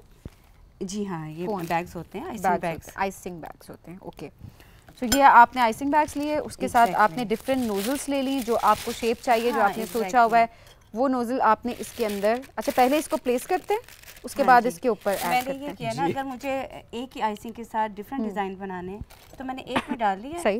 अब मैं चेंज कर दो लेती हूँ। नोजल्स हो गए फिर। हाँ, हाँ, तो आपको बार बार नहीं जो करना फिलिंग पड़ेगा। है वो आपको हाँ, जाया नहीं करनी नहीं पड़ेगी। करनी। मैं सिर्फ- कह रही थी ना वो जाया नहीं करती, आप मेरी हाँ। बात ही नहीं सुन रहे नहीं थे। जाया तो करना भी नहीं चाहिए, ये तो सिर्फ बैग उन्होंने एक एक्स्ट्रा लगाया, उससे देखें उनका यूज हाँ, मैं वही कह रही हूँ ना, ये ये तो हम सिखाएंगे सबको। वाओ, ये देखिए ना, वेरी छोटे छोटे फूल, पहले आपने बनाया था एक बड़ा फूल, फिर आपने बड़ा बनाया फूल। छोटा फूल, छोटा फूल। इस तरह सबीना बन गई फूल। अप्रैल फूल। नहीं अप्रैल नहीं है, नवंबर है। अभी अप्रैल बहुत दूर है। ये देखिए, अब हम इसको अगर मजीद इसको खूबसूरत करना चाह वाओ, रहे हैं, अच्छा मुझे ज्यादा अच्छा तो- लगा ये वाला। हाँ ये देखिए, ओके, पर्ल्स लग गए। ओहो, वेरी नाइस। अच्छा, मैं भी कहूँ इतने जबरदस्त कैसे लगे होते हैं, हाँ जब उस पर आराम से प्लेस हो रहे हैं। जी, और ये भी खाने वाले एडिबल नहीं है ना? नहीं, ये edible। एडिबल है। ये ओह, केक की हर चीज़ एडिबल हाँ, शुएब आपसे ज़्यादा पता है मुझे। बहुत ऐसे ही मतलब। खाने पीने का तो मुझे ज्यादा पता है, मैं खाता कम हूँ ना। या श्योर, आप खाते बहुत ही कम है शुएब। फतिमा सर, शुएब दिन में एक टाइम का खाना खाता है सिर्फ, और वो भी बस चुकता है, मतलब जाहिर जैसे चिड़िया चुकती है खाना। हाँ ज़रा आप इतना चाहते ही हैं कम ही इस खाना तरह चाहिए। करते हैं। एक और करके दिखा हाँ जी, एक सबीन से करवाते हैं मैं please। नहीं कर सबीन रही। Try Okay. ओके फाइन, मुझे ओके ठीक है ठीक है, मैं नहीं ओके शुएब ट्राई, शुएब चलिए पहले मैं फिर आप, ठीक है। ओके ठीक है, क्योंकि दो रहते हैं ना। अभी इसमें वो लगा हुआ है, ये वाला, जो मर्जी। हाँ ये वाला ये लगा हुआ है ना, चलें। सीधा यहाँ से करना है। ऐसे ना। हाँ ये तो क्या, ये बस ये फूल डाल रहे हैं, इसमें कौन सी बड़ी बात है, कोई नया इनको काम दे। नया काम दे, मैं इधर। ये क्या है, मतलब आप तो बड़े शेफ बने फिरते हैं। देखिए ना, अच्छा कर रहे हैं। बड़ा फूल नया जाके सेंटर में लाया ना मैंने, समझा क्या। नाइस, ये वैसे आपने अच्छी स्मार्ट मूव थी, थैंक्स। दिमाग चल रहा है। किधर गया? नहीं, अब ये वाइट वाले डाल लेना, कुछ White डिफरेंट डालने? करें ना। Okay, हाँ, okay, ये बिल्कुल। चलें, कंफर्ट जोन से निकलें। उन्होंने गोल्डन वाले पर्स डाल दिए तो आपने भी कहा गोल्डन ही सही। यार मिक्स करने दो ना मुझे, तुम गोल्डन बना दो, मुझे गोल्डन पसंद आ रहा है। मेरा वाला मिक्स दुकान से जाके जब लाएंगे ना ये चीजें बन गया, खरीदेंगे ना, बन गया, फिर ये आप लो, एक ही ये लो, डालेंगे। बनाओ। फिर आपको जब पता लगेगा ना कि इसको महंगी filling चीजें कर आती हैं। नहीं, आई थिंक बोथ में नहीं कम है। नहीं कम ओके सॉरी डिफरेंट, वैसे कोई नोजल डिफरेंट इसकी ऐड कर दे। मैं I want to do something different from Shoaib. Sabeen आप गोभी का फूल बनाना चाहेंगी? नो आई विश मैं बना लूँ गुलाब का फूल, बट इट्स ओके। मेरा मुश्किल है, लेकिन हम चलो वो try कर लो। सबीन ना बना तो यहाँ से रख दूंगा वहाँ पे। हाँ वैसे गुलाब का फूल वहाँ पे वैसे, हाँ गुड स्ट्रेटजी। वैसे वहाँ से नहीं, लेकिन वो केक ख़राब हो जाएगा ना, फिर उस पर राइजिंग पाकिस्तान लिखा हुआ है। अभी हम उसको कट करेंगे तो हम नहीं चाहेंगे कि हम उसको ख़राब करें। चलें जी, ये फिलिंग ऐड हो रही है, बट मुझे नहीं पता कि कैसे डिज़ाइन बनेगा। शोएब ने ऑलरेडी देख लिया था कि क्या बनेगा, तो इसलिए उनके लिए आसान था कि उन्होंने बस फूल ऐसे ऐसे और चूंकि सभी को सब कुछ आता है, ऑलरेडी कह रही है कि मैं तो कैसे समझाती रहती हूँ, उसको चूंकि मालूम है तो वो कर लेगी। क्योंकि मुझे नहीं पता, क्योंकि मुझे बहुत बेसिक चीज़ें पता है सिर्फ पकानी। जैसे कि अंडा उबालना। I am not good at cooking, that we all know, but it's okay, I can new, but at least I can try. Okay आपको बता दूं क्या डिजाइन? जी जी प्लीज बता दें। अच्छा बता दे, सीखना चाहिए, वो उस्ताद है इस वक्त हमारी। बात तो ये सही है। आपने ओहो, वो चाहता ही नहीं है मैं काम करूं। उसने इनकार कर दिया है। देखिए मेरी जो ये एक देखें। होती है ना कि श्री वो देखो। ओके बन गया। ये तो मुश्किल है। तुमने कहा था ना I want to try something मुश्किल। अच्छा कर रही हैं आप, प्लीज कंटिन्यू कंटिन्यू। करेंगे? मैं खराब कर दूंगी लेकिन कोई बात नहीं, खैर है, कितने खराब कर लोगी? कितना ही खराब हो जाएगा। हम कहेंगे ये हमारा डिजाइन है। अच्छा ओके, थोड़ा सा जोर लगाना पड़ेगा। एक हाथ से पकड़ें, दूसरे हाथ से। एटलीस्ट आई ट्राइड ना। ये बड़ा हाँ। मुश्किल है शोएब साहब, आपने तो करूं? फूल बनाया था। नहीं नहीं वेट, ना ना ना ऐसे नहीं है, ऐसे नहीं है। ऐसे ही ना, नहीं, ये कैसे दिखाएं, है? मुझे दिखाएं जरा। ये देखें, अच्छा। ये देखें। आपने नीचे यहाँ से स्टार्ट करना है, जी यूं ला के ऊपर लाना है। वाओ शोएब एक सेकंड, क्लोज अप शॉट। एक मिनट। शानी भाई आपने जरा अभी इसका क्लोज अप शॉट बनाना है, ठीक है? एक सेकंड शोएब साहब पीछे हो जाए, मत देखें। इसको कवर ना करें आप इस देखें। वक्त। नहीं आई डोंट वांट कि आप इसको कवर करें।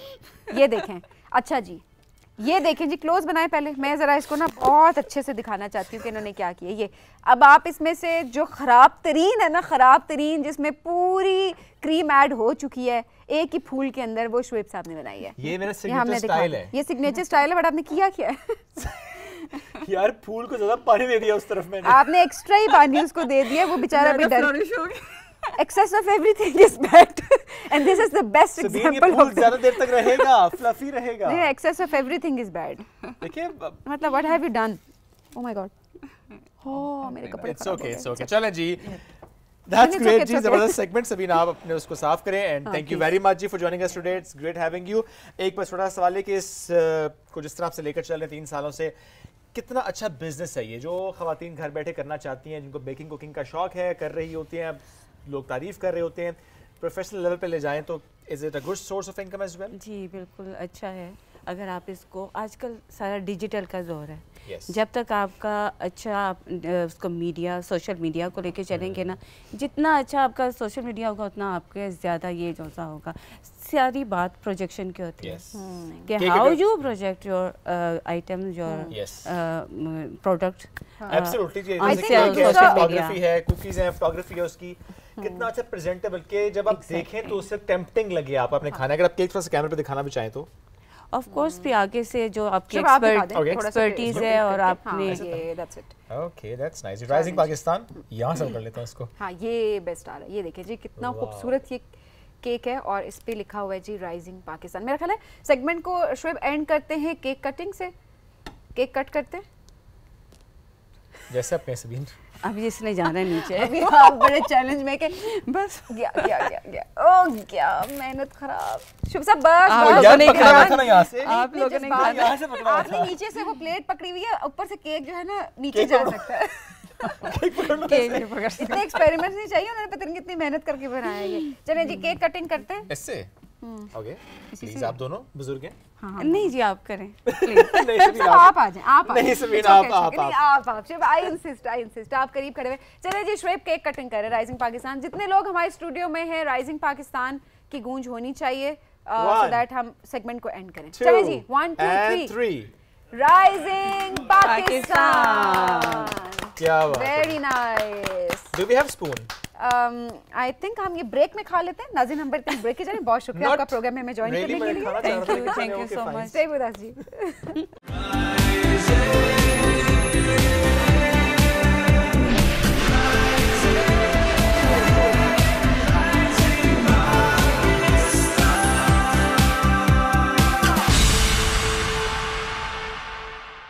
Welcome back. राइजिंग पाकिस्तान में एक बार फिर कहते हैं खुश आमदीद। आज है वर्ल्ड टेलीविजन डे। टेलीविजन जिससे हम भी जुड़े हैं, मैं और सबीन, हमारी टीम, आप हम सब जुड़े हैं टेलीविजन के साथ, डिफरेंट प्रोग्राम्स के साथ। जब हम टेलीविजन की बात करते हैं, थोड़ा माजी में अगर हम झांकते हैं और पाकिस्तान टेलीविजन के सफ़र की बात करते हैं, बहुत खूबसूरत सफ़र, और इसी सफ़र में हम भी इसका हिस्सा हैं।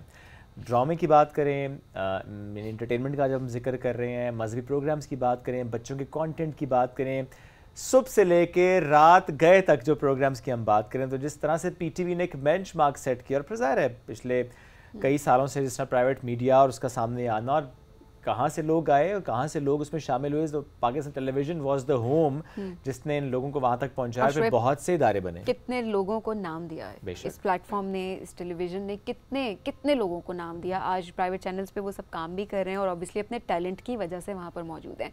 उस टैलेंट को किसने पहचाना, प्लेटफॉर्म किसने दिया, वो था पाकिस्तान टेलीविजन नेटवर्क। और जाहिर सी बात है, आज आप जिस भी हमारे जो लेजेंडरी एक्टर्स हैं, जब आप उनको, हम भी अपने शो में जब भी बुलाते हैं बड़े बड़े नाम, तो वो सबसे पहले उनसे जब आप पूछते हैं कि आपने शुरुआत कहाँ से की, तो पहले लफ्ज़ होता है पाकिस्तान टेलीविजन। एब्सोल्युटली। आज हम इसी सफ़र से मुतालिक भी बात करेंगे, जिस तरह से सफ़र आगे बढ़ रहा है उस पर बात भी करेंगे। ये बहुत अच्छा होता है कि सवाए यानी सिर्फ ये कि आप उसे चैलेंज ना करें, आप ये समझें भी कि अब कितना बदलाव आ चुका है और अब क्या हो रहा है। क्योंकि हम कहते हैं ना, टीवी ज़रा मध्यम हो गया है, चीज़ें फ़ोन में चली गई हैं, लोग अब रील्स या शॉर्ट कंटेंट देखते हैं, टेलीविज़न लोग थोड़ा सा हट गया उससे। बट स्टिल अगर आप कंपेयर करें आज भी टेलीविज़न को या सोशल मीडिया को या कंटेंट से, तो आप देखते हैं कि जो रिस्पॉन्सिबल कंटेंट होता है वो टेलीविज़न पे नज़र आता है हमें, अनफिल्टर्ड कंटेंट हमें ज़रा दूसरी साइड पर नज़र आ रहा होता है। सो जिस तरह से रिस्पॉन्सिबिलिटी निभाई है, जिस तरह सकाफत का अमीन रहा है पाकिस्तान टेलीविज़न या टेलीविज़न की हम बात करें, इस मौजूद पर गुफ्तगू करेंगे। हारून शुएब ने हमें ज्वाइन किया, फिल्म क्रिटिक हैं, हमेशा उनसे बात करके बड़ा अच्छा लगता है, उनको वेलकम करते हैं। अस्सलाम वालेकुम। अस्सलाम वालेकुम, कैसे हैं आप लोग? अल्हम्दुलिल्लाह। टीवी के साथ आप भी और हम भी सब बड़े हो रहे हैं। बड़े हो रहे हैं, बिल्कुल इसी तरह ही है। और टेलीविज़न का जो अगेन एक रोल है ना शुएब, वो ये है कि इंसानी जो तारीख़ है और जो सिविलाइजेशंस हैं, और सिर्फ पाकिस्तान तक महदूद बात नहीं है, पूरी दुनिया में हर मुल्क के लिए, हर कौम के लिए जो उनका टेलीविज़न है वो एक बड़ा सेंट्रल किरदार अदा करता है, क्योंकि वो आपकी मेरी फैमिली का एक मेंबर होता है। वो घर में लगा होता है, हर वक्त बोल रहा होता है, हमें बिल्कुल ऐसे लगता है जैसे हमारी कॉन्वर्सेशंस का बिल्कुल वो हिस्सेदार है, और हर इंसान उससे अपने तरीके से एसोसिएट करता है। 1920 में की दिहाई जो थी, वो दिहाई थी जब लेबॉर्ट्री से निकल के टेलीविज़न एक्चुअली इम्प्लीमेंटेशन में आया, और इंग्लैंड में आया, और मेरे ख्याल में 1920 में इंग्लैंड के बाद अमेरिका और फिर जर्मनी, इन लोगों ने, इन कौमों ने बहुत लीड ली इसमें। तो वर्ल्ड टेलीविज़न डे जो आज हम मना रहे हैं, बेसिकली ये वो पूरी हिस्ट्री है जो 100 साल पे मुहित है। और देखिए 100 साल के अंदर अंदर आप फनकारों की बात कर रहे हैं जो टेलीविज़न के साथ जुड़े और फिर उन्होंने प्राइवेट सेक्टर में, मैं तो चैनल्स की, मैं प्लेटफॉर्म्स की, मैं मीडिया की बात करता हूँ। आप सोशल मीडिया की बात कर रहे थे, हमारे पास ऑनलाइन कंटेंट मौजूद है, हमारे पास प्राइवेट चैनल्स हैं, हमारे पास बेइंतहा कंटेंट है, लेकिन उस सब का जो माखज़ है, जिसको कहते हैं ना, उसका रूट्स जो हैं, वो जाके टेलीविज़न से जुड़ती हैं। और वो पाकिस्तान टेलीविज़न की बात नहीं खाली कर रहा, अगेन पूरी दुनिया में यही ट्रेंड रहा। बिल्कुल ऐसा ही है। तो ये है टेलीविज़न की तारीख जी। और फिर जब पाकिस्तान में आया 1960 की दिहाई में, 64 में, और इत्तेफाक की बात यह है कि कुछ ही दिन बाद सालगिरह भी आने वाली है पीटीवी की, तो पीटीवी लाहौर सेंटर से इसका आगाज़ हुआ, एक सेंटर बनाया गया, असलम अजहर साहब पहले जनरल मैनेजर बने। और क्या वो आलम होगा, मैं तो सिर्फ इमेजिन कर सकता हूँ कि जब लोगों ने देखा होगा कि एक डब्बा है जिसको मैजिकल बॉक्स कहा जाए तो गलत नहीं होगा, उसके अंदर चलती फिरती तस्वीरें, लोगों का अक्स नज़र आ रहा है। तो रेडियो जो था, जो वन डायमेंशनल किस्म की आपको इंटरटेनमेंट और इन्फॉर्मेशन दे रहा था, जहाँ सिर्फ आवाज़ के ऊपर इन्हिसार करना पड़ता था, वहाँ पे फिर विजुअल्स नज़र आना शुरू हो गए। और आपको ब्लैक एंड वाइट थे उस वक्त, लेकिन ये है कि फिर भी आपको चिड़िया उड़ती हुई, जानवर भागता हुआ, इंसान बोलता हुआ नजर आ रहा उस था। टाइम भी कितनी बड़ी अचीवमेंट थी, बहुत वेरी बड़ी बात थी। Fascinating, very fascinating. I can't imagine कि उसने कल्चर को किस तरह रेवोल्यूशनाइज किया उस वक्त, और घर घर पहुंच गया। और वो जमाना भी घर घर क्या, हर घर में होता भी नहीं था उस टाइम पे टीवी। बिल्कुल बिल्कुल, वो मोहल्ले वाले इकट्ठे होके हमारे बड़े हमें ये बताते हैं कि एक पूरे मोहल्ले में एक टीवी होता था, और जिसके घर में टीवी होता था समझा जाता था कि वो बड़ा एलीट, अब वो एलीट क्लास में वो ऐसे ही है, ऐसे ही। मैंने वो वक्त देखा जी, 5 बजे पाकिस्तान टेलीविजन की नशरियात शुरू हुआ करती थी। उसमें जो है वो पहले इकरा आया करता था, एक प्रोग्राम था मजहबी, जिसमें तलावत बच्चों को सिखाई जाती थी, कायदे से लेकर कुरान पूरा पढ़ाया जाता था, नाजरा। और फिर उसके बाद आखिरी प्रोग्राम होता था बसीरत। उससे पहले एक राग रंग का प्रोग्राम आया करता था, क्लासिकी मौसीकी का। 8 से 9 बजे की जो स्लॉट थी वो सेट थी फॉर ड्रामा। और हर सेंटर का ड्रामा रोज एक रात को जो था फैमिली इंटरटेनमेंट का या फैमिली टाइम एक वो हुआ करता था। सारे काम घर के खत्म कर दिया करते थे और एक जगह पर बैठकर पूरे मोहल्ले वाले इकट्ठे, इस तरह से टीवी ने कनेक्ट किया तमाम। और क्या क्या ड्रामे दिए पाकिस्तान टेलीविजन ने जी। आप लोग अभी बात कर रहे थे कि जो भी मीडिया का लैंडस्केप है आज पाकिस्तान में, उसकी बुनियाद जो है वो पाकिस्तान टेलीविजन ने रखी है। चाहे वो फनकार हों या कंटेंट क्रिएटर्स हों, प्रोड्यूसर्स हों, डायरेक्टर्स हों, टेक्नीशियंस हों, जो कैमरे के पीछे इतना कुछ हो रहा होता है जो कि शायद नाजरीन को उस तरह नज़र नहीं आता। तो वो जो है वो सारे अपनी जो है वो इब्तिदा पाकिस्तान टेलीविजन से ढूंढ सकते हैं। और मुझे याद है कि मेरी बहन की शादी थी और मेहंदी वाला दिन था, और उस दिन तन्हाइयाँ की आखिरी किस्त आनी थी। तो उन्होंने, लड़के वालों ने हमें कहा कि जी देखें, हम तो नहीं आ सकते 9 बजे से पहले, जब ड्रामा खत्म होगा, आखिरी किस्त हो जाएगी, उसके बाद हम आएंगे। तो और उन दिनों में आपको पता ही है कि लोग जल्दी सोने के आदी थे। तो इस चीज को माइंड भी नहीं किया होगा हम सब ने कहा कि हम भी ड्रामा देखेंगे, आप भी देख कर आना। देख के ही आइएगा। हमारा बचपन जो हमें याद है, क्या अल्फा ब्रावो चार्ली लगता था, ऐनक वाला जिन लगा करता था। हाँ। अच्छा, अब ये वाले जो ड्रामा थे, इनके लिए हम ऐसे इंतजार करते थे ना कि वो जो कहते हैं ना कि एक वक्त था, और वो वक्त क्योंकि लाइव टेलीविजन चलता था, ये स्मार्ट टीवी का और ये ऑनलाइन कंटेंट देखने का, मोबाइल फोन्स का ये रिवाज ही नहीं था, मौजूद ही नहीं थे। तो उस वक्त तो जो था ना, वो सड़कें वाकई सुनसान हो जाया करती थी। वारिस जो ड्रामा था हमारा, क्या खूबसूरत ड्रामा, उसके बारे में कहा जाता है कि जब वो आया करता था तो उस वक्त वाकई लाहौर, कराची, इस्लामाबाद, रावलपिंडी सड़कें खाली हुआ करती थी। लोग जो थे वो अपने घरों में बैठकर ड्रामा देखते थे, उसके बाद खबरें सुनते सुनते खाना खाया जाता था। तो एक रूटीन थी पूरी फैमिली की, जो कि साइकिल अराउंड पाकिस्तान टेलीविज़न की जो प्रोग्रामिंग थी उसके साथ साथ चलता था। अब बच्चों के लिए बहुत अच्छा कंटेंट बनाया जाता था, और अब मुझे लगता है कि वो एक कमी डेफिनेटली है। चाहे वो हम प्राइवेट चैनल्स की बात करें या ऑनलाइन कंटेंट की भी बात करें, बच्चों के लिए अच्छा हेल्दी कंटेंट जो कि उनको फैसिनेट भी करे, but at the same time उनके अंदर क्यूरियोसिटी पैदा करे, वो जो है वो अब मुझे नजर नहीं आता। ये आपने बड़ा दुरुस्त कहा कि ठीक है, ड्रामे में तो हम देख रहे हैं स्टिल बहुत अच्छे ड्रामे हमारे बन रहे हैं, पीटीवी भी और प्राइवेट चैनल्स पे भी बन रहे हैं। बच्चों के मामले पे आज भी हमारे बच्चे मोस्टली रिलाई कर रहे हैं जरा इंटरनेशनल कंटेंट पे। बिल्कुल, और हम उसमें कहीं कमी रह जाती है। बिल्कुल, क्योंकि एक जो कौमी तशख़्ख़ुस पीटीवी ने बनाया, चाहे वो लिबास हो, आप देखिए कि हमारा जो फैशन होता था, मुझे याद है कि वो हम देखते थे, जावेद शेख साहब ने अपने जब हीरो ज़माना था उनका अनकही हो, तो उसमें कि जावेद शेख ने क्या पहना हुआ था, कॉलर कितने लंबे थे, पैंट कैसी थी। ख़वातीन के लिए जो है इसी तरह मरीना खान और शहनाज शेख साहिबा के जो ड्रेसेस हुआ करते थे वो बड़ी इंस्पायरिंग होते थे। हेयर कट बड़े पॉपुलर हो जाते थे, बहुत फेमस हो जाते थे वो वाले। बिल्कुल बिल्कुल ऐसे ही है, ट्रेंड पे जाना शुरू कर बिल्कुल ऐसे ही है। तो वो जो थी वो चीज़ें जो हैं वो हम सबकी याददाश्तों का हिस्सा हैं, हम सबकी मेमोरीज में। तो वो एक, मैंने कहा ना, जिस तरह कौम बनाने का एक जो जज्बा होता है, वो पाकिस्तान टेलीविजन ने आई थिंक वो एक बाइंडिंग फोर्स का किरदार बड़ी खूबसूरती से अदा किया है ओवर द ईयर्स। फिर म्यूज़िक को आप देखें कि पाकिस्तान का म्यूज़िक जो है, अगेन ड्रामों के साथ साथ एक और जिस फील्ड में हमने बहुत एक्सेल किया है वो हमारा म्यूज़िक है।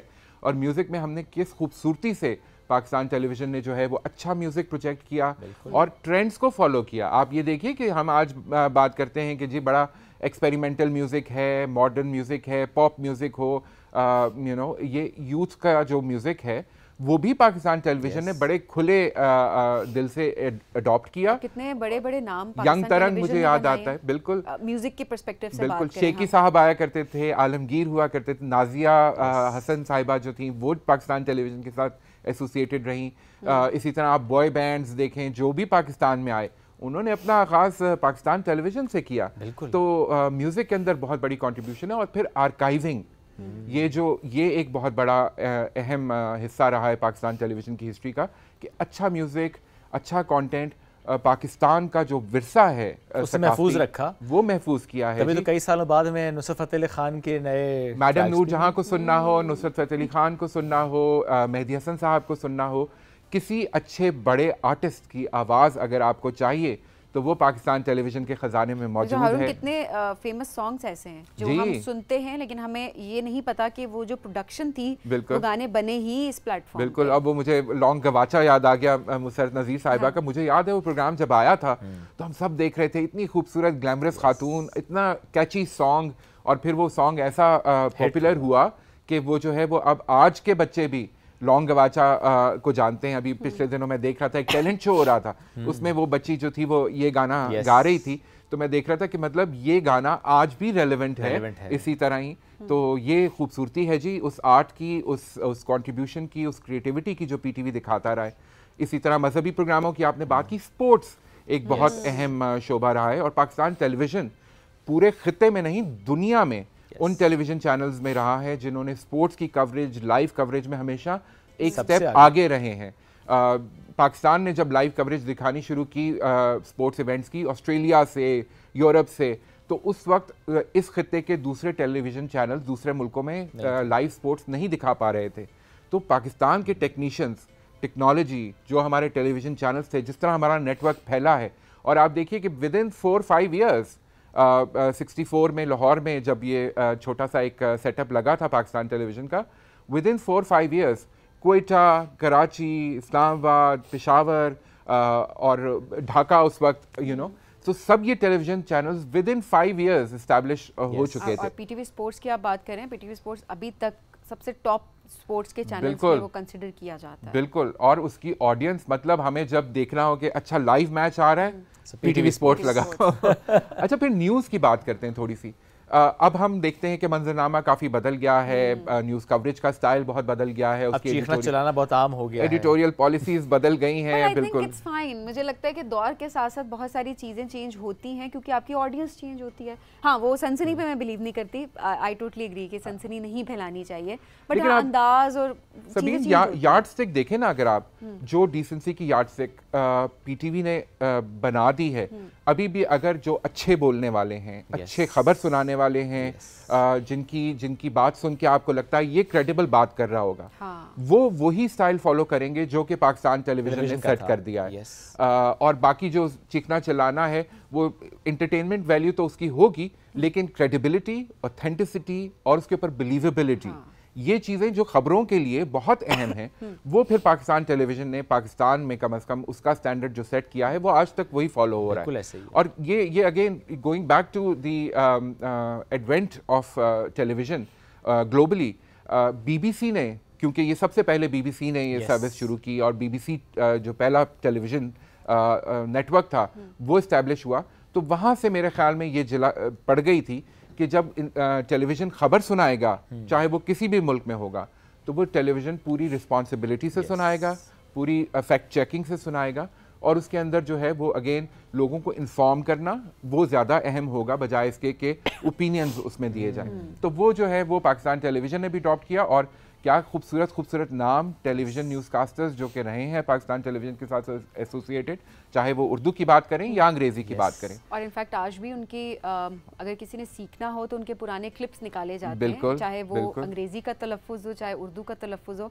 कोशिश ये होती है कि उन्हीं की तरह बोलने की कोशिश की जाए और जिस तरीके से उनकी अदायगी है वो अदायगी, और फिर वही चीज़ें जो है वो ज़ाहिर है घरों में भी सुनने को मिलती हैं, वही ज़बान, वही लहजा, वही अल्फाज, वही तहजीब, वो जो है वो आपको घरों में भी सुनने को मिलती है। और फिर आप देख रहे हैं कि अगर हम उसको छोड़ते हैं या उससे मूव अवे करते हैं तो फिर उसके असरात माशरे पे भी पड़ते हैं।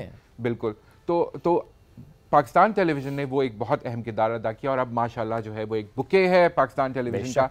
अब तो अंग्रेज़ी जो है वो भी चैनल हम देखते हैं, ट्रांसमिशंस आ रही हैं, चैनल्स बढ़ गए हैं, नीश चैनल्स बन गए हैं, ग्लोबल भी है, रीजनल चैनल्स भी हैं। तो बहुत खूबसूरत एक सफ़र रहा है पाकिस्तान टेलीविज़न का और टेलीविज़न का पाकिस्तान में। और अब जब हम देख रहे हैं कि प्राइवेट चैनल्स भी खुल गए, तो वो जो सबीन शुरू में कह रही थी कि वो सारे जो हैं वो पाकिस्तान टेलीविज़न को एज अ नर्सरी लेकर चल रहे हैं, और अब हमारे पास बहुत सारा कंटेंट होता है। ड्रामा पाकिस्तान का जो है वो पूरी दुनिया में माना जाता है। इसी तरह म्यूज़िक की मैंने बात की, इसी तरह चाहे वो रिपोर्टिंग हो, स्पोर्ट्स की रिपोर्टिंग हो या करंट अफेयर्स की रिपोर्टिंग हो, उसके अंदर जो है वो प्राइवेट सेक्टर भी अब नज़र आता है। अच्छा हारून, अब पिछले चंद सालों से जब से हमने देखा social media and then smartphones and everything, so एक राय कायम होना शुरू की टेलीविज़न इज़ डाइंग डाउन। अभी भी हम किसी महफिल में बैठे कहते हैं आप कुछ और सोचना शुरू कर दें, टेलीविज़न तो अब बस ख़त्म होता जा रहा है। लोग डराते हैं ना, लोग डराते हैं। The point is BBC is working, yes, जिसका आगाज हुआ वो चल रहे हैं, बेहतरीन चल रहे हैं। पाकिस्तान के चैनल्स हैं बेहतरीन चल रहे हैं। हाइब्रिड मॉडल है जो कि बहुत अच्छा है कि आप अपना टेलीविज़न के साथ भी हैं, आपने पहले डिजिटल प्लेटफॉर्म्स खड़े किए हुए हैं। बिकॉज मैं पहले भी जिस तरह कहा ना कि टेलीविजन पे रिस्पॉन्सिबल कंटेंट है, वहाँ पे चेक एंड बैलेंस है, वहाँ पे रूल्स एंड रेगुलेशंस है, वहाँ पे आप देखते हैं कि अच्छा कौन है, क्या बात कर रहा है, क्या चीज़ सेंसर होनी है, क्या नहीं होनी, पैरामीटर्स हैं जी। सोशल मीडिया इज अनगाइडेड, वहाँ तो जिसका दिल किया वो आया, माइक उठाया, टेलीफोन ऑन किया, जो दिल में आया बोला, जिस पे चाहे इल्ज़ाम लगा दिया, तहकीकात की कोई ज़रूरत ही नहीं उससे पेश आती। सो यहाँ पे आई थिंक हमें सबको ये महसूस करना पड़ता है कि नहीं, टेलीविजन इज हियर, बिल्कुल relevant has to be here, बिल्कुल रेलेवेंट है, आज भी रेलेवेंट है। और जिस तरह आपने कहा कि उसके अंदर जो एक चीज़ है ना, जो हम सब की शायद घुट्टी में डाल दी गई है, वो है थोड़ी सी सेल्फ अकाउंटेबिलिटी। कि जो बात आप करने जा रहे हैं, जिस बहुत सारे लोग सुनेंगे इस मीडियम के थ्रू, उसका असर वो लोग क्या लेंगे। तो ये जो पाकिस्तान टेलीविज़न की और टेलीविज़न एज अ मीडियम जो इसकी एक घुट्टी में पड़ी हुई है ना, ये बात कि आपने जो है वो रिस्पॉन्सिबिलिटी के साथ इस मीडियम को इस्तेमाल करना है, वो शायद अब जो सोशल मीडिया या फ्री मीडिया जिसको आप कहते हैं, उसमें शायद वो चीज़ नहीं रहती। लोगों को कोई कॉन्सिक्वेंसेस का अपनी बात के उसका एहसास नहीं होता कि इसके नताइज क्या होंगे। किसी की ज़िंदगी ख़तरे में पड़ सकती है, किसी की रेपुटेशन ख़तरे में पड़ सकती है, किसी की लाइवलीहुड ख़तरे में पड़ सकती है। आप देखें कि कोई ना कोई स्कैंडल निकल आता है जी, वो केक काटा तो उसके अंदर से ये चीज़ निकल आई, या जूस का डब्बा खोला तो उसके अंदर से ये निकल आया। तो ये चीज़ें करना बहुत आसान है, आप वायरल भी हो जाएंगे, लेकिन उसके अंदर आप क्या कॉन्सिक्वेंसेस किसी दूसरे की ज़िंदगी पे डाल रहे हैं, उसके बारे में थोड़ा सा सोचना चाहिए। तो ये जो है टेलीविज़न की अहमियत हमेशा रहेगी मेरा ख्याल में।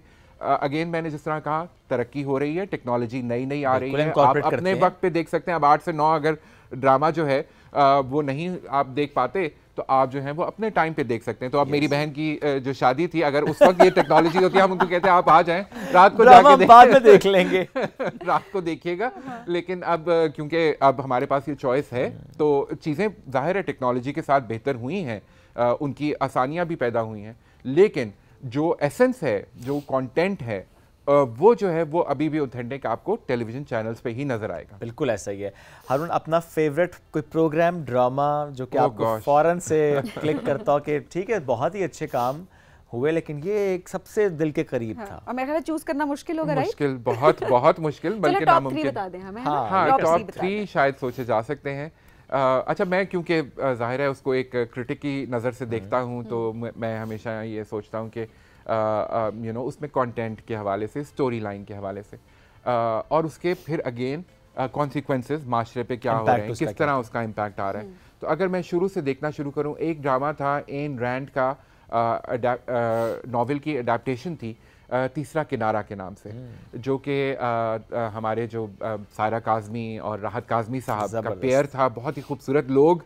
वो ड्रामा मैंने बहुत बचपन में देखा, एक्चुअली रीरन में शायद देखा था, और वो बहुत खूबसूरत ड्रामा था। तो ये अगेन एक बहुत अहम बात इसलिए है कि आलमी अदब को अडेप्ट करना और फिर पाकिस्तानी ऑडियंसेस के लिए उर्दू में पेश करना, तो ये एक बड़ी इख्तिरा थी। और मुझे लगता है कि पाकिस्तान टेलीविज़न का ड्रामा जो था वो वाकई अदब आलिया, या जिसको आप कहते हैं ना लिटरेचर, उसका हिस्सा रहा है। तो एक वो ड्रामा था। दूसरा मुझे अल्फा ब्रावो चार्ली ज़रूर याद आता है, क्योंकि हम उस वक्त कॉलेज में थे और फैसिनेशन यही थी कि फ़ौज में जाएंगे और ज़रूर ये यूनिफॉर्म हम भी पहनेंगे। सुनहरे दिन पहले आया था, फिर अल्फा ब्रावो चार्ली आया था, लेकिन अल्फा ब्रावो चार्ली की जो मकबूलियत थी ना, वो बहुत याद रही कि वो जो है एक बड़ा खूबसूरत, बच्चों का बड़ा फेवरेट, बच्चों का बड़ा फेवरेट होता था, नौजवानों का बड़ा फेवरेट होता था। और अगेन जिस तरह मैंने कहा कि जो कौम के ऊपर उसके असरात होते हैं इस तरह के एक ड्रामे के, जो कि लोगों को ग्रिप कर ले, पूरी कौम उसके साथ जो है वो जुड़ जाए, तो वो एक बहुत खूबसूरत ड्रामा मेरे जहन में है। और फिर उसके बाद अगर हम आते हैं तो पाकिस्तान टेलीविज़न में मुझे याद है कि जब सानिया सईद, हुमायूं सईद और नादिया जमील वगैरह आ गए थे, ये अभी हाल ही माजी करीब की बात है, तो उस वक्त एक ड्रामा आया था फरार के नाम से, वो भी मुझे बहुत पसंद आया था। महरीन जब्बार की प्रोडक्शन थी और पाकिस्तान टेलीविज़न के ऊपर वो आया, तो वो ड्रामा भी बहुत खूबसूरत था और वो एक नया ट्रेंड था, बिल्कुल फ्रेश स्क्रीन थी। और वही मुझे लगता है आज भी जो हम प्राइवेट चैनल्स को देखते हैं ना, तो वो जो पीटीवी ने जहाँ तक लेके आया था, तो वही फिर ट्रांसलेट हुआ इनटू प्राइवेट चैनल्स के वो किस तरह उसको अडॉप्ट करेंगे और फिर उसको आगे लेके चलेंगे। तो ये 3-4 ड्रामे जो हैं बड़े बड़े खूबसूरत काम वैसे तो ऑफ कोर्स हो चुके हैं। हमने अभी देखा खुदा की बस्ती, आपने देखा, आपने अनकही देखा, धूप किनारे, पूरी दुनिया में जो है वो पाकिस्तानी ड्रामे 50-50 और अनगिनत ड्रामे जी, अफशां था, अंकल उर्फी था, बजिया की दुरेश हैवार, उसमें सनम बलोच की एक्टिंग जी, एंड देन समीना पीरजादा की एक्टिंग और बड़ी उसने पजीराई पाई थी। बिल्कुल। तो ये जो थे ये राइटर्स बहुत खूबसूरत, अमजद इस्लाम अमजद साहब के ड्रामे हों, हसीना मुइन के ड्रामे हों, फातिमा सुरैया बजिया के ड्रामे हों, यूनुस जावेद साहब के ड्रामे हों, पेशावर के ड्रामे हों, कोयटा के ड्रामे हों, हम यहाँ बैठे पूरे पाकिस्तान की सैर कर लेते थे। सही बात। और इनफैक्ट ये आज तक है पाकिस्तान टेलीविज़न का कि हमारे पूरा एक नेटवर्क है, उसमें डिफरेंट चैनल्स हैं, बट ये मेक श्योर किया जाता है कि पूरे पाकिस्तान की रिप्रेजेंटेशन हो। पूरे पाकिस्तान की रिप्रेजेंटेशन सबसे इम्पॉर्टेंट और सबसे हमें भी जब ट्रेनिंग दी जाती है, हमें बताया जाता है, तो हमें यही कहा जाता है कि इक्वली हमने सारे अपने सूबे, अपने सारे इलाकों को हमने लेकर चलना है, बिल्कुल किसी को लेकर चलना। Haroon, thank you very much for joining us today, it was great having you. नाज़रीन, वर्ल्ड टेलीविजन डे जिससे मुतालिक आज हम गुफ्तगू कर रहे थे, टेलीविज़न जिसने बहुत नाम, बहुत पहचान दी बहुत से लोगों को, और मैं सबीन हम खुद भी ज़रा टेलीविज़न का हिस्सा है, हमारा प्रोफेशन से जुड़ा हुआ है, तो हम तो टेलीविज़न की वैसे भी तरक्की के लिए बहुत ज़्यादा दुआगो भी हैं। और टेलीविज़न जो कि जब पाकिस्तान के पर्सपेक्टिव से हम देखते हैं तो जिस तरह से वो सकाफ़त का अमीन रहा है, रवायतों का अमीन रहा है, तो ये कहना गलत ना होगा कि ये लेकर जा रहा है पाकिस्तान को आगे, हमारी ज़बान को, हमारे खानों को, हमारे रंगों को, हमें इनफैक्ट जो पहचान पाकिस्तान टेलीविज़न या जनरली हम टेलीविज़न की बात करते हैं वो दे रहा है। आपसे लेंगे इजाज़त, अपना फ़ीडबैक आज के प्रोग्राम से मुतालिक ज़रूर दीजिएगा। अल्लाह हाफ़िज़।